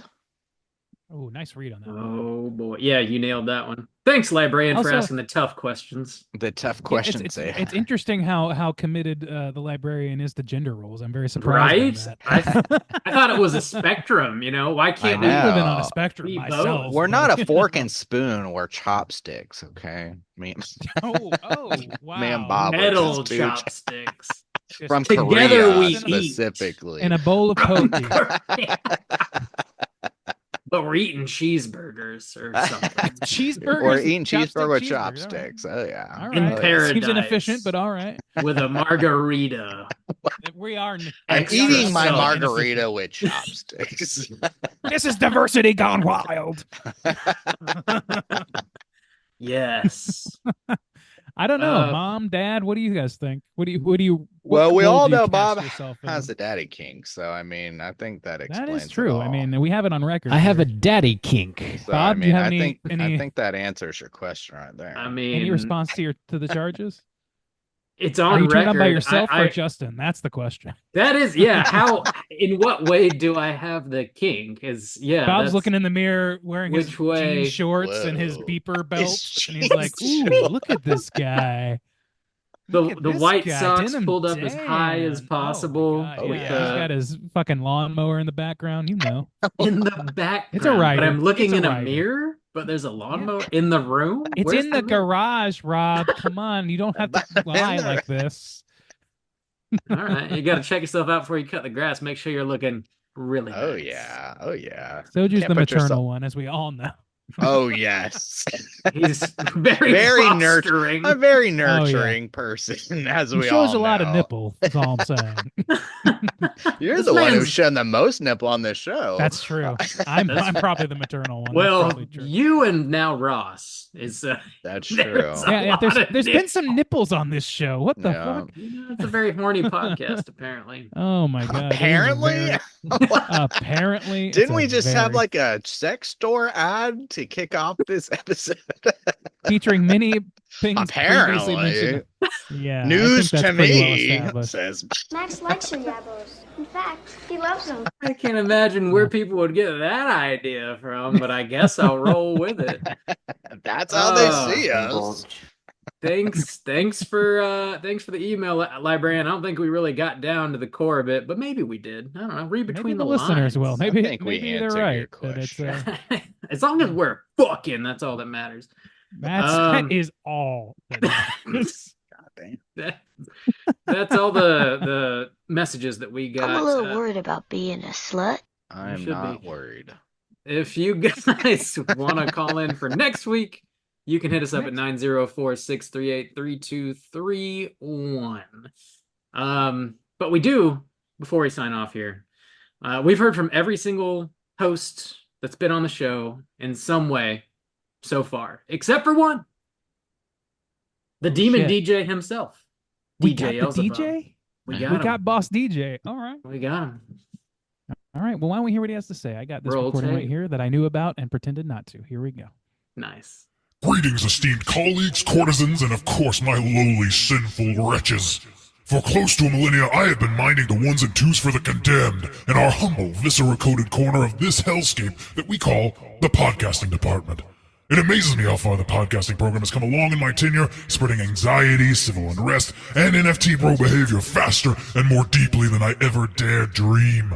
It started from assisting Piss Pants X-Files forum rejects to find a platform to discuss catgirl yabos and ethics in gaming journalism, to the infinite exploitation of missing and murdered persons through the true crime boom, to the historic Spotify Joe Rogan Experience deal.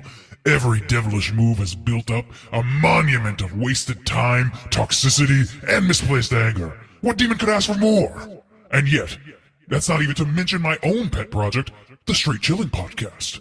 From the moment I oozed screaming from the inky blood kettle, covered in the entrails of murderers, tax cheats, and people who use their phones in movie theaters, I've dreamt of spawning such a project into existence for the torment of others. But that's not to say it's always been easy. I spent countless evenings unleashing eternal technical hurdles, providing Randy an endless supply of Red Stag and Malort, giving Soju leverage enough to tip the polls for stupid shit like Ghost, convincing Rob that yet one more copy of that trash fire Godzilla 98 was worth his legal tender. In all these small moves, I made a tapestry that I am proud to call my labor of love. So it's with a heavy, heavy heart made of calcified tumors and doom that I announce that I am retiring from the show and the department, effective immediately. I look around me and I see that through these dum-dums' idiot ramblings, I've managed to make the world just that much darker and more irritating. I've always said I wanted to go out on top, and the view from up here is splendid. My infernal shaft swells with pride when I think back on all I've accomplished with the help of my shrieking, clattering skeleton dance crew. What started as a simple passion project meant to keep these three idiots talking themselves to death has, against all odds, somehow amassed a league of cult-like followers. A small ecosystem of people listening and somehow enjoying three amateurs making an endless array of dick jokes. As bewildering as it is, I am touched deeply and erotically by this unanticipated and much appreciated groundswell of support. It has made even the harder days so worth it. With all sincerity, the children are the best acolytes a demon DJ could ever ask for. And so, I close with this. Thank you deeply for the years of support. And though I now leave you in the hands of these three dim-witted buffoons, I'll see all of you children on the warm side of the door one day. Until then, do as the man says, and please keep chilling. Oh, and P.S. Keep those ass slaps coming, people. We will. Oh, we will. God bless that young demon man. Can we start a band called Infernal Shaft? I think we already have. I thought we our first were meeting. Gimp Brisket. Gimp Brisket. Gimp Brisket's retired. Infernal Shaft is the now. We are Infernal Shaft. Ooh, boys. Damn. And simply evil. DJ Elzebub is hanging up his pitchfork. What do demons carry around? C string. Tritons, I think they're called. His blood red C string is being being hung up. I'll take that. He's hanging it up. Yeah. He's gone from us, but he's in our hearts. He's in our hearts all the time. In our shorts. In our shorts. In our infernal shorts all the time. Gentlemen, I think that's going to do it for episode 500, which is insane to say that. That is truly insane. Episode 600, we're going on a fucking cruise and recording nothing. The straight demon cruise. A demon cruise. A cruise to River hell. Styx. AKA the Bahamas. Oh, okay. Poor Bahamians. I don't know. All the conch you can eat. If you guys have been listening to us for even 100 shows, or Say that even quicker. Even 10 shows, whatever. Thank you guys for hanging out with But us. not less than 10. Not less. If it's been less than 10, You need to listen more. You're if just it's dilly less. dallying. Then you can Why receive are you some playing praise. foreplay? I really had to Not draw a about line in the foreplay sand there. Yeah, thanks for hanging out with us. Thanks for listening. If you're part of the Slack crew, thanks for hanging out with us in even extra way, extracurricularly chilling with us. Slack crew is amazing. If you guys are listening, would like to join, just hit us up on socials and say so, and I'll send you a link so you can join in on the fun. Start a podcast of your own. Yeah. Do it. It's true. Get in there Please and do it. Oh, real quick, I calculated all of Bob's blues that have been acquired over the Oh, God. Oh, shit. Oh, where did Bob go wrong? Worrying his friends, sifting way too long through those Blu-ray bins. And it gets worse, he'll have no jet ski, wasting all his dough on those DVDs. Man, we got credit sequence moment here. Here we Turns go. out he spent $2.5 million on physical media and could have bought a shack in the outskirts of LA. Oh, shit. That's about right. Yeah, that's Man. an expensive shack. Yeah. Some equity in it. A at love least. A little shack, if you timeshare. will. Oh, Well. for all the orgies, you know. Oh yeah. Yeah, Just that's innocent, man. Well, some of us are. I don't know if all of us are. That's gonna do it for us. We got a new show coming out next week, as always. Episode 501. What are we talking about, Bob? Well, we're talking about a little movie called The Gray. Another Whoa. you pick. Wow. Okay, starting it off. Stretching out. Starting. The Starting it Gray. off. Yeah.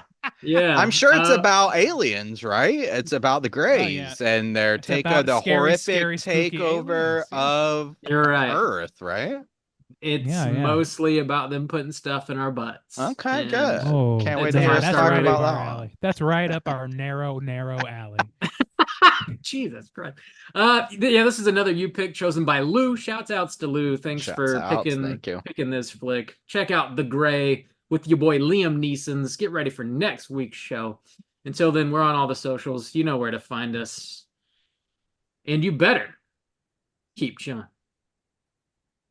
Straight chillin' will never die. Finally. You did it.